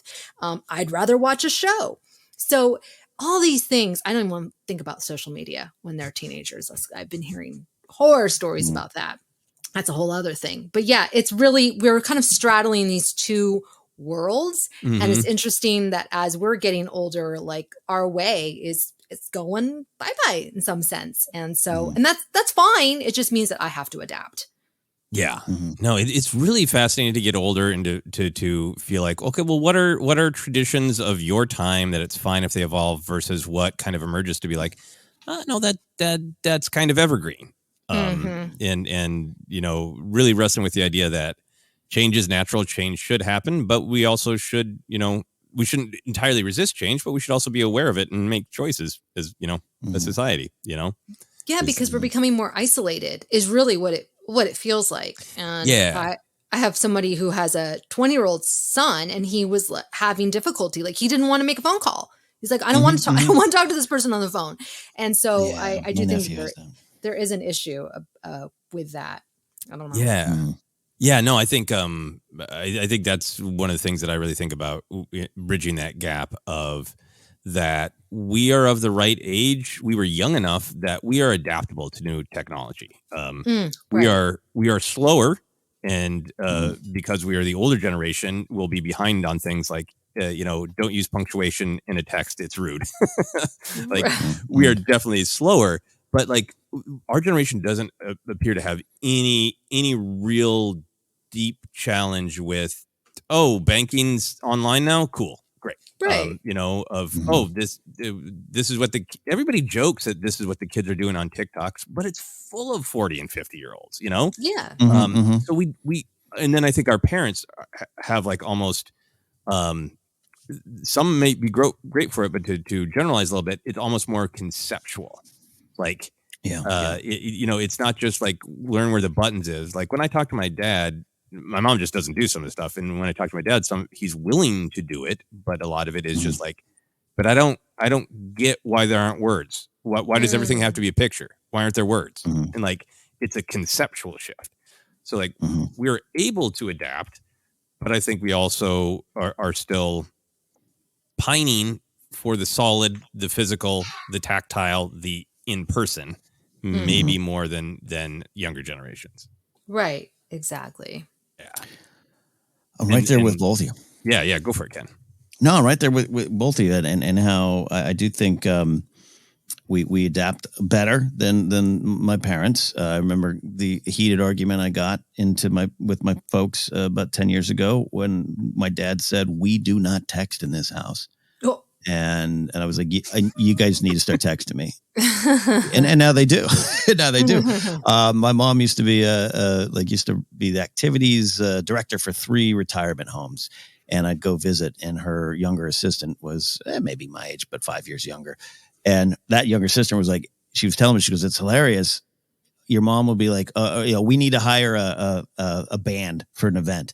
And my mom would go pull the phone book off the shelf, and Trisha, her assistant, would be like, "Well, no, it's on the internet." And this is like 2012, and like I started to see myself go that direction around the time of the iPhone shows up. I remember the events for the first time. I just went back to my old mall, and they had the big Apple event at the Apple store, the new iPhones. And I just remember fighting it. I used to fight Gmail. My friend used to remember, she goes, "I have the email from you, from your Hotmail account, in which you told me I will not switch to Gmail. That's what pretentious people do." And so I had that in me, a little bit of the snarky side, right? But it was my dad and mom. Like I felt it. I started to see it, and started to be like, I want to fight it. There's still some things, and I think there is a serious conversation. My nephew is 19 now, and Jen is experiencing exactly what you just talked about. He cannot function. He's probably maybe got some other things that maybe we need to look into. But it's a conversation my sister and I'd have. But it's to a little bit of a frightening level. He's only online. He only has friends online. He only has a girlfriend online. He does not leave his room to a troubling point. So I think there's, it's like with anything. I think I've used certain AI things. I don't have a problem with Paul McCartney taking a track from John Lennon and using AI to clean it up. I don't have a problem with that. I do have a problem with someone creating John Lennon songs out of thin air and trying to pass it off on his. Any technology can be good, but any technology can be used and abused and used to support those, often the powerful ones versus the powerless. It's the big thing of the strike, the AI-ation of the strike, right? But I always want to try to be open to it. I want to, until facts change it. I invested in some crypto from the beginning. Okay, let me see what this is. I also had a friend make a lot of money one day. I was like, all right, let me see. All right, now that I've investigated, might not be for me, or might not be the right thing. I think it's okay, but I actively fight against it because the direction I was going to. But a lot of it is, I remember the days that my dad brought home the first microwave in our family. I remember getting the Commodore 64, and it's just I've seen the changes, and it's okay to. I'm with you, Jen. Sometimes you just want to get on a phone, but by the way, I'll never book a hotel if you don't have a website. If you say call for rates, I ain't staying there. Sorry. Exactly. Right. I'm not staying there. Yeah. Yeah. So, anyways, I'm right in the middle of it all with y'all. It's like we saw the changes happen. We weren't raised with the changes. I think there's some ramifications of the changes, but there's also so much good out of it. That what we're doing at this moment is insane. We're not in the same location. Right. That's not possible 3, 4, 5 years ago, let alone 10, 15, 20. Yeah, no, you're touching on a lot of great things. I think it is natural for different generations to sort of resist various things. One of the first papers I wrote in college was why email wasn't good because you couldn't smell it. I was trying to make an argument for like tactile things, and like at the time, like the girl I liked was going to a different college, and she'd send me letters, and there'd be like perfume in them, and I'd be like, "Can you put perfume in an email? Is that an attachment you can do?" And like it's really funny and very embarrassing. I think I've said before, like I really like older things like typewriters and that, but when I was younger, I think I was a little bit of a hipster about it. Only old things are cool, man.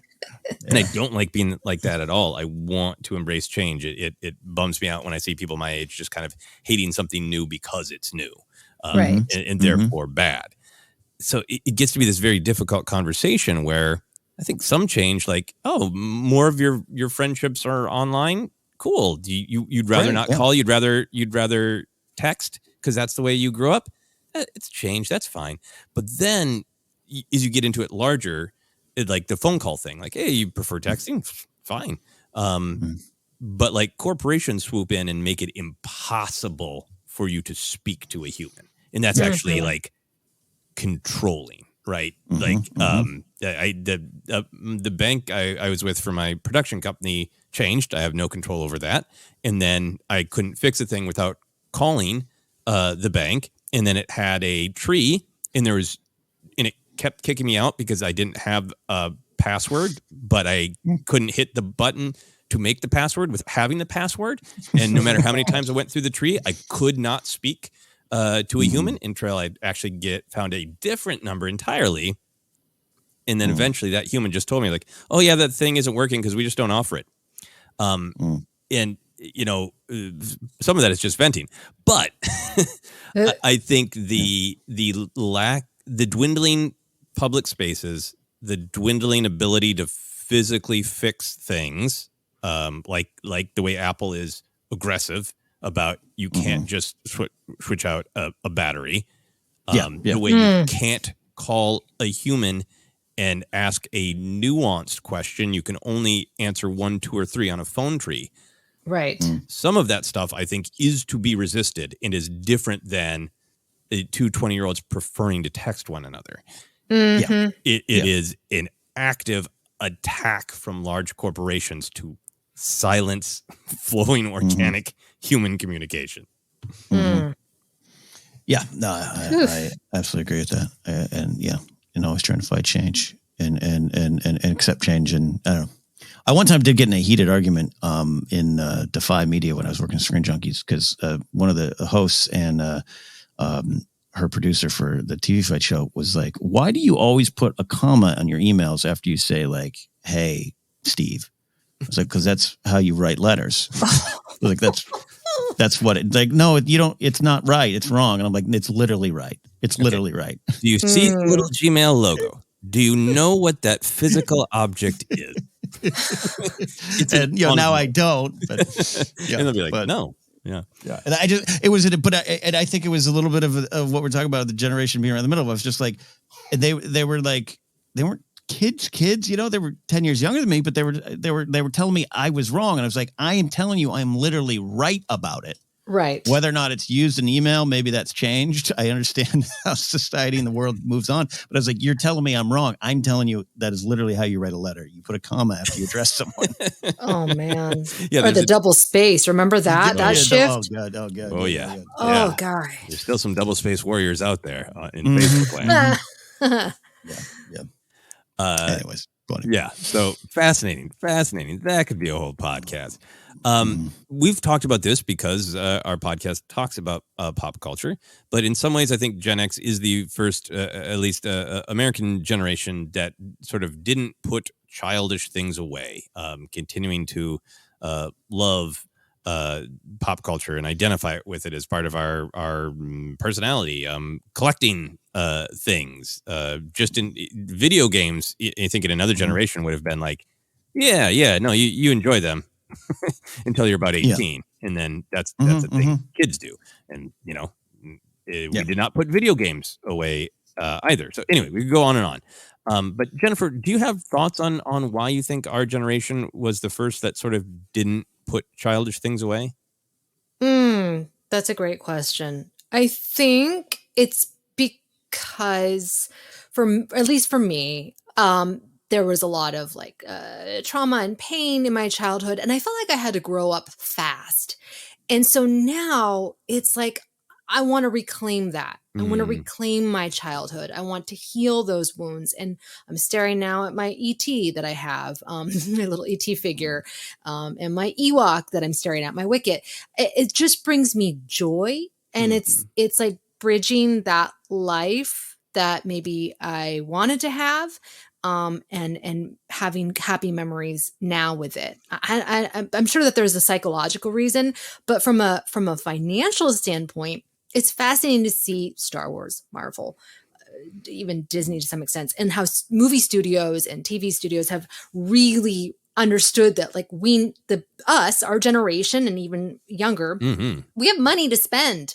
We want to spend money going to the movies and seeing a Marvel movie, or we want to spend a ridiculous amount on Star Wars collectibles. And so they're very aware of our power. And also we're aware of our power, which, as we've seen online, can actually be a horrible thing, where they're like, studios, listen to us. That's not what I asked for. That's not what I wanted as a fan. And I've been a fan since 1980, blah, blah, blah. It's like, all right, calm down there. So yeah, I think that there's a lot going on why we don't want to put it away. And it's also like, who cares? So what if somebody wants to have a bunch of Furbies? Like, okay, how does that good hurt for you? them. Yeah, there's no judgment about that.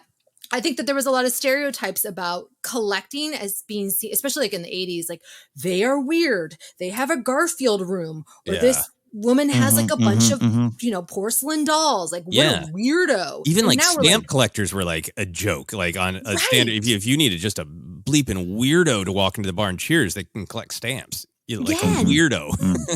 And now, kind of thanks to TikTok, especially, like, that's awesome. I want to see the room that you have dedicated to pictures of worms. And I'm not joking about that. Like, that was something that came across my feed. And I'm like, that's so freaking cool that person is embracing what they like and really who they are. And I think that we now recognize there's no shame in that. Embrace your weird, because in my opinion, it's not weird. Yeah. No, I think you're really hitting on things. I think for me, with some of what we were talking about at the very beginning of the podcast, with all of the fears that society truly might not make it. That combined with some of the bad things I experienced with my parents growing up, I think as I took my first step into adulthood, I had a sort of defiant ice cream for dinner attitude toward life. I was kind of told I wasn't going to be here, that I wouldn't be able to enjoy any of these things. Some of the things I did want as I became a teen, I was really restricted from. So I had to, like, if I like it, then I'm going to do it. And then the snark helped, as we talked about a lot.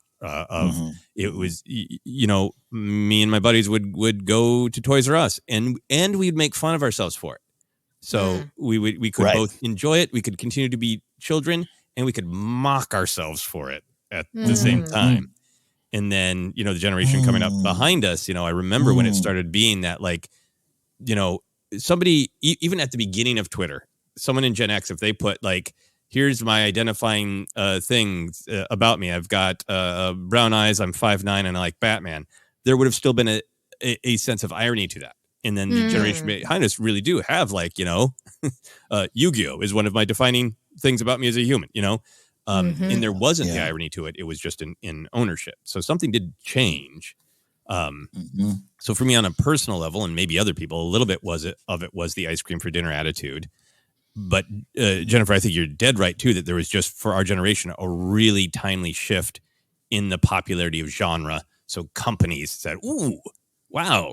When my dad was a kid, and they didn't make, Roy Rogers collectibles for adults because they had no idea adults would buy them.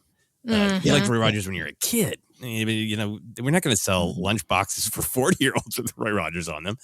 But I think, like, the popularity of Batman '89 what that did for speculation on comic books, more and more superhero movies. I think you're totally right that there was that if Gen X already had that leaning to not put childish things away, corporate powers realized let us help you with that.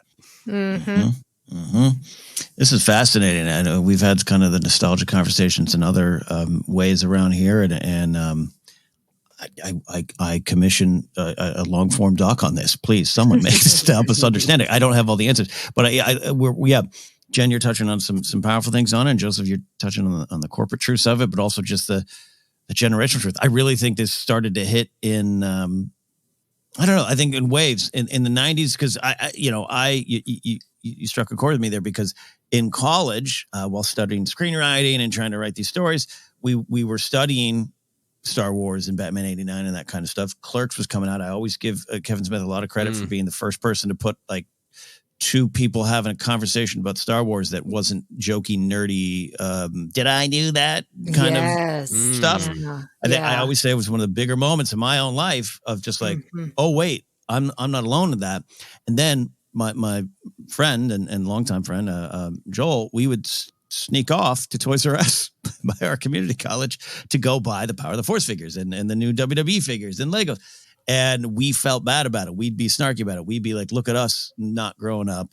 But, and there's some truth to that, right? Again, kind of with the tech talk or changes. Yes, things could be too far. And yes, people found a way to make money. I think eventually, though, you slide to like 2007, 8, 9, YouTube explodes. Social media really starts to shift from Friendster, MySpace, and Top 8 to this is who I am. And then people like us in our age group are getting jobs in which they're making decisions.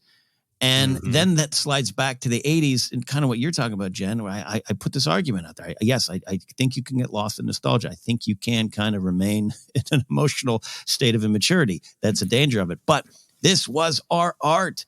I did read the Iliad. I don't remember it. I remember the novelization of Return of the Jedi. You know, this is, you left me in a room with these stories. These stories formed me. So how dare you tell me to put them away? Why? Yeah. How? Why would I do that? And yes, video games. My dad plays not like console games, but he plays some PC games and stuff. He adapted it. We used to sit around with the Commodore, but like, yeah, there was the thought of this gaming system. You're going to put it up. Well, no, and I can make the self-effacing jokes that I'm a 47-year-old who plays Fortnite every night, but I know I'm not alone.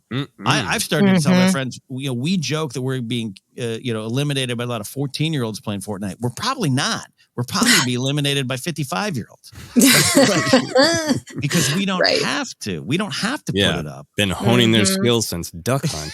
That's right. That's right. Yeah, and it is fascinating, and it is us. It is us, for better or worse. And sometimes it's worse. And I think sometimes you know it, and sometimes you know when you're being sold the corporate BS on it. But again, it's because the people but like I remember around 2009 and 10, I was starting to do with my writing group, and we were talking about stuff to put out there. And one of our friends in the group got cast in the new Thundercats that was coming out. He was doing one of the voices, and we were like, "Whoa, wait a minute! What else can we bring back? Can we pitch a show?" So we're trying to get a Mask reboot done. And with the guys from the Thundercats, and it didn't go anywhere and this and that, but it's like, then next, online, now I can go watch Dan Larson's Secret Galaxy content when he goes wonderfully into Mask and stuff like that. But that hadn't started to emerge yet. That nostalgia, we weren't selling ourselves the nostalgia yet. And I look at that era too. Anyways, it's fascinating. I would love to talk about this for 3 hours. Yeah. Well, maybe we can talk about this more too. But I also think like the TikTok of the worm room, I think is a great illustration of very early on in social media, we were able to feel less alone. And if you like something that isn't as popular, you can still connect with it. Or in our Galaxy, far away community, the way people like to find a bunch of people who have this favorite background character. The way that we're able to connect, I think, also encourages us to keep liking things because you don't feel as utterly alone. Yeah. The slow revelation that I had been lied to that some of the stuff I liked was only for men I didn't want it to be, and I was hung up on the stereotype that one of the reasons I needed to make fun of myself is because this is a reason that women won't date me if they saw my apartment. And then the blissful realization that we had all been sold a lie about gender and genre was I think another factor. Bigger topic for a later time. Generation X is numbers wise a smaller generation, and much like other generations, we've had some specific financial setbacks. The .com boom and bust as we were kind of entering the workforce, and the 2008 financial crisis as a lot of us were becoming parents or trying to buy houses.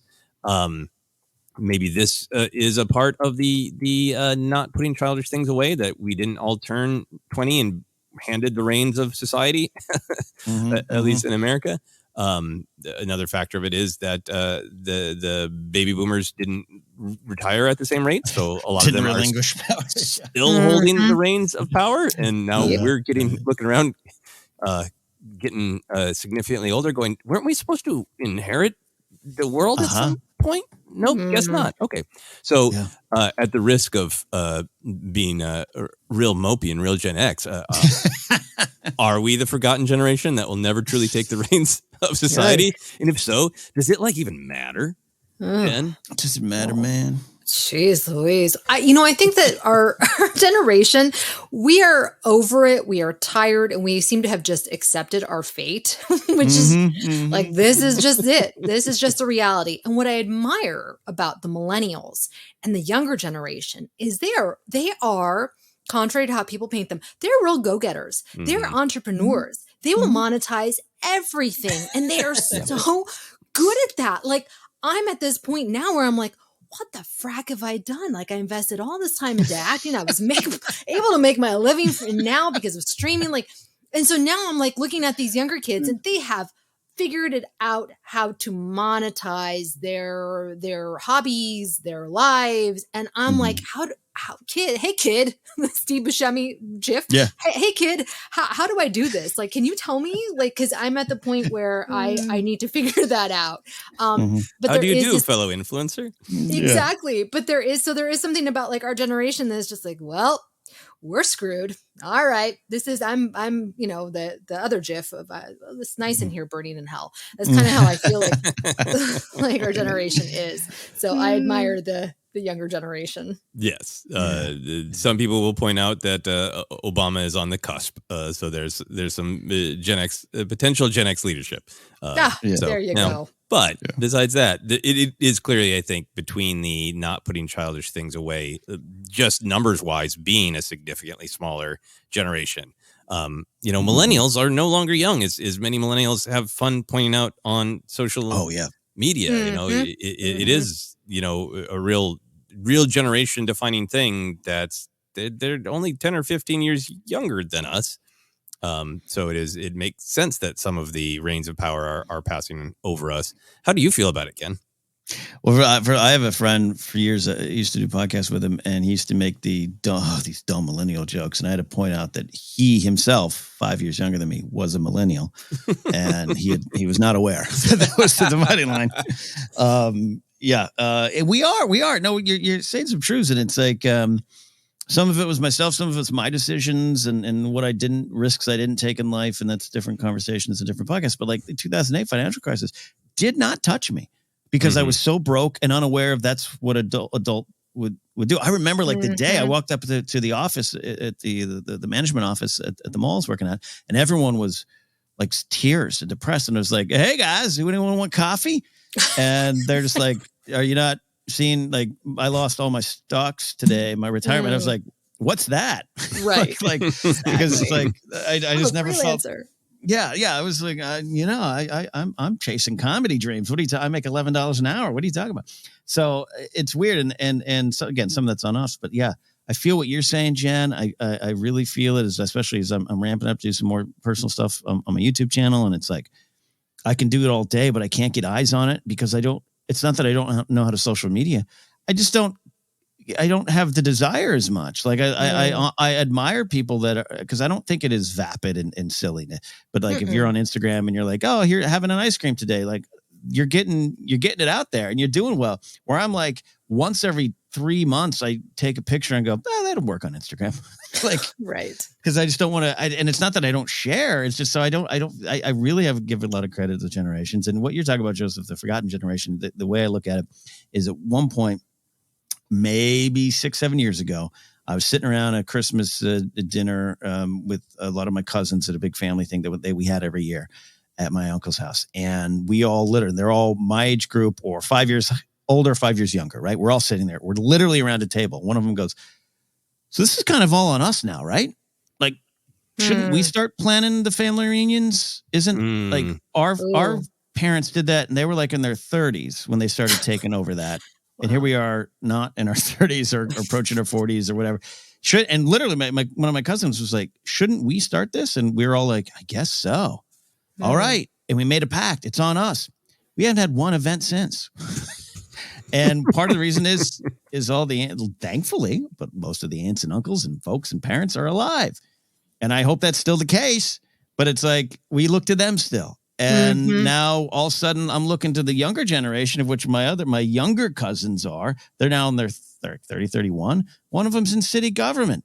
His girlfriend, soon fiance, is a Burbank city council person. And I'm like, cool, you've got it now. Because I'm tired. Exactly. I do feel, Joseph, that it's skipped us. I really do.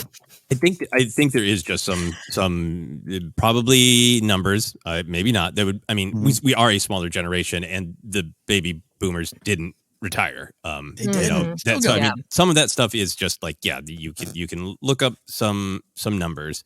But I also do, a lot of what we're talking about is generalizations because we're talking about generations. But I also do feel like I wonder how much the sort of the snark and the nihilism has affected our get up and go. I actually think you're right. Yes. Millennials, I want to be really clear. We're talking about some of the traumas that our generation went through. I have no desire to have a trauma battle. And millennials and Gen Z have been put through hell and have had extremely horribly timed generational financial crisis as well. But the attitude there seems to be, let's rise up and take the reins of power.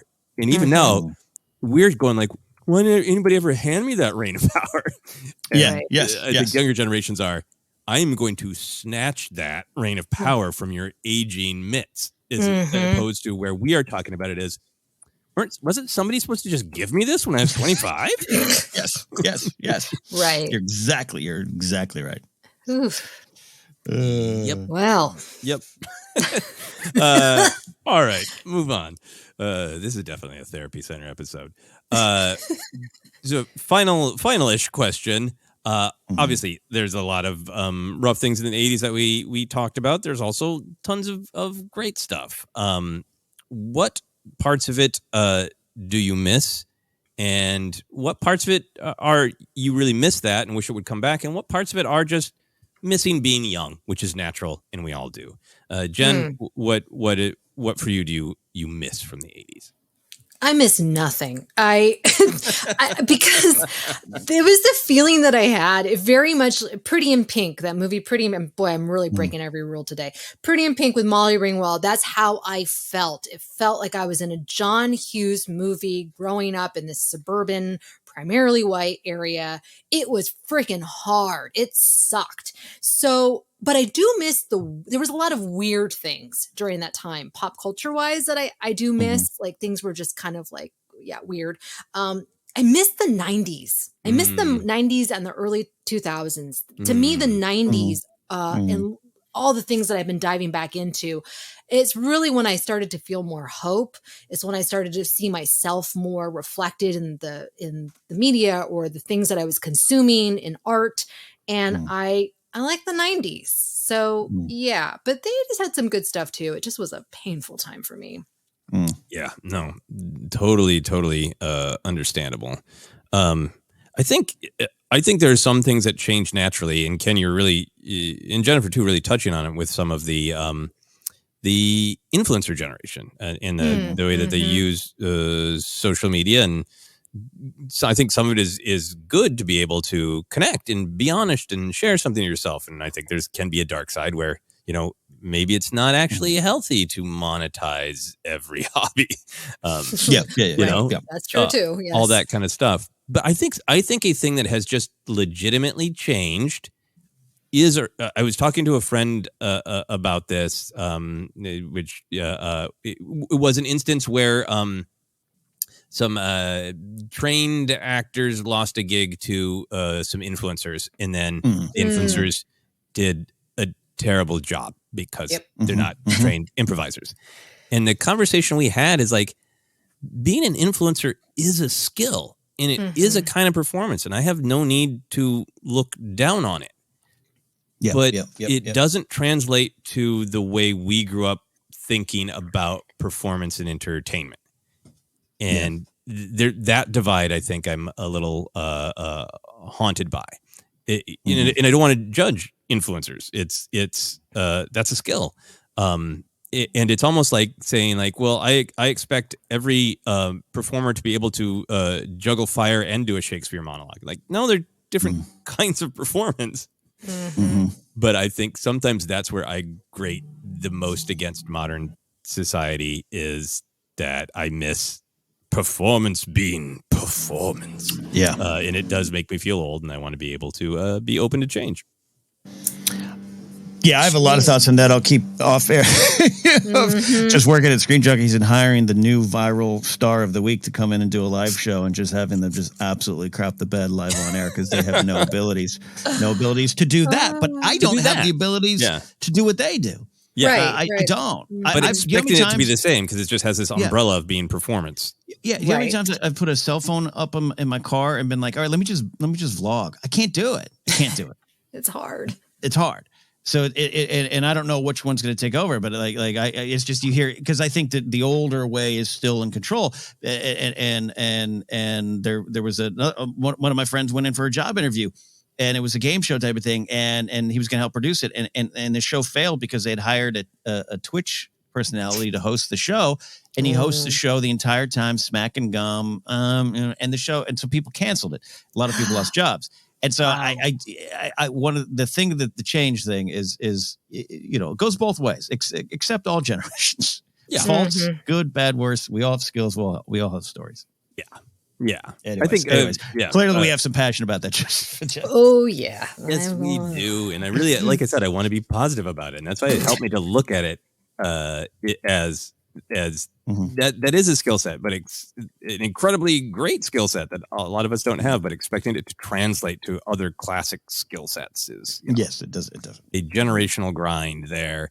There definitely is, I think there's great culture in every era, and I think the part of the reason that the 80s has been so thoroughly mined is there was a lot of great culture created in that era, and I do just have that nostalgic pining specifically for, oh man, the summer of '84, going to the theater, and it was an event, and these movies were fresh and surprising. And the year I had both my brother and I had a terrible year at school, and my parents felt so bad they bought us the NES, and then it was the summer of Mario. It was like, wow. That's a glorious memory, and I think it's fine to both recognize some of the negative factors around us that affected us, and also to just pine a little bit for your youth, because it's natural. How about you, Ken? Do I miss watching Space Saga movies, reading comic books, and playing video games? No, because I do that still.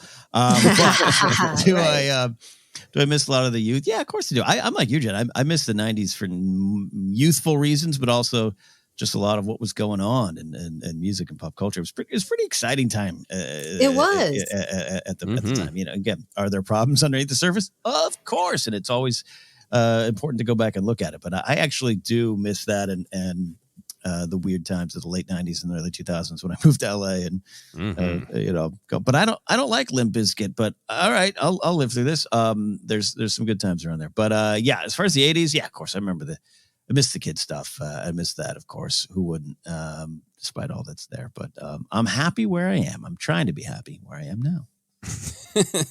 I think that's something that almost every generation can agree on. I'm trying to be happy where I am now. Yep. All right. Well, that is a look at growing up in the 80s. Ken, you want to take us home? I do. Thank you so much for listening and supporting us through the OtherCenter era that will continue in some way going forward.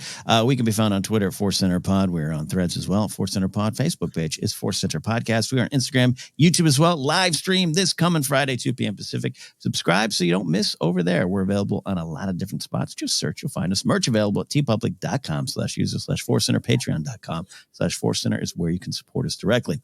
You can follow me at Ken Napzok or go to my website, kennapzok.com. for more. I'll be in New York City, October 12th and 13th, doing comedy at the New York Comedy Club in the East Village. I have a December, Christmas week, lead up to Christmas in Seattle, information to come there. And then, stay tuned there. And then I'm releasing some stuff, some cool things coming. I'm going to start announcing it this week, and you can get information on my website on that. Jen, where can they find you and more of your investigative journalism?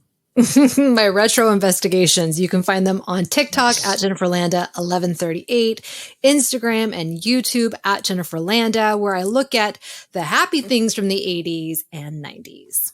There you go. Joseph, where can they find your irreverent, sarcastic look at the world? Just watching Jennifer's videos. That's all. No, no. I'm joking. So I'm working away on the short films. The Nightmare Adorable, short film a ton of people helped me make a reality, is making its way out into the world. It is having a screening in Tucson, Arizona this coming week. Yes, on Thursday, September 28th, there'll be a screening. Then it is going to be at the H.P. Lovecraft Film Festival in Portland, Oregon, October 6th through the 8th. I don't have the exact dates on the screening of that, but I will be at the festival. I love Portland, and I love that festival, so I'm excited for that.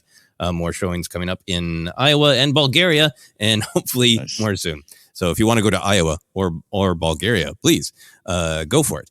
I'm going to be trying to put out some new stuff. To be totally honest, I need to do some other stuff so I have enough money to keep making short films. Submitting to festivals adds up extremely quickly. So if you want to help me with films and you've never checked out any of my comedy albums, I have a bunch of comedy albums on Bandcamp. So until I put some new stuff out, you could help me out by checking out my old comedy stuff on Bandcamp. Just go there and search for Joseph Scrimshaw. Love it. Well, that's it. We have taken a deep dive, and it wasn't all New York seltzers and frozen yogurt. It was deep and important, but also fun. We'll see you next time here on OtherCenter.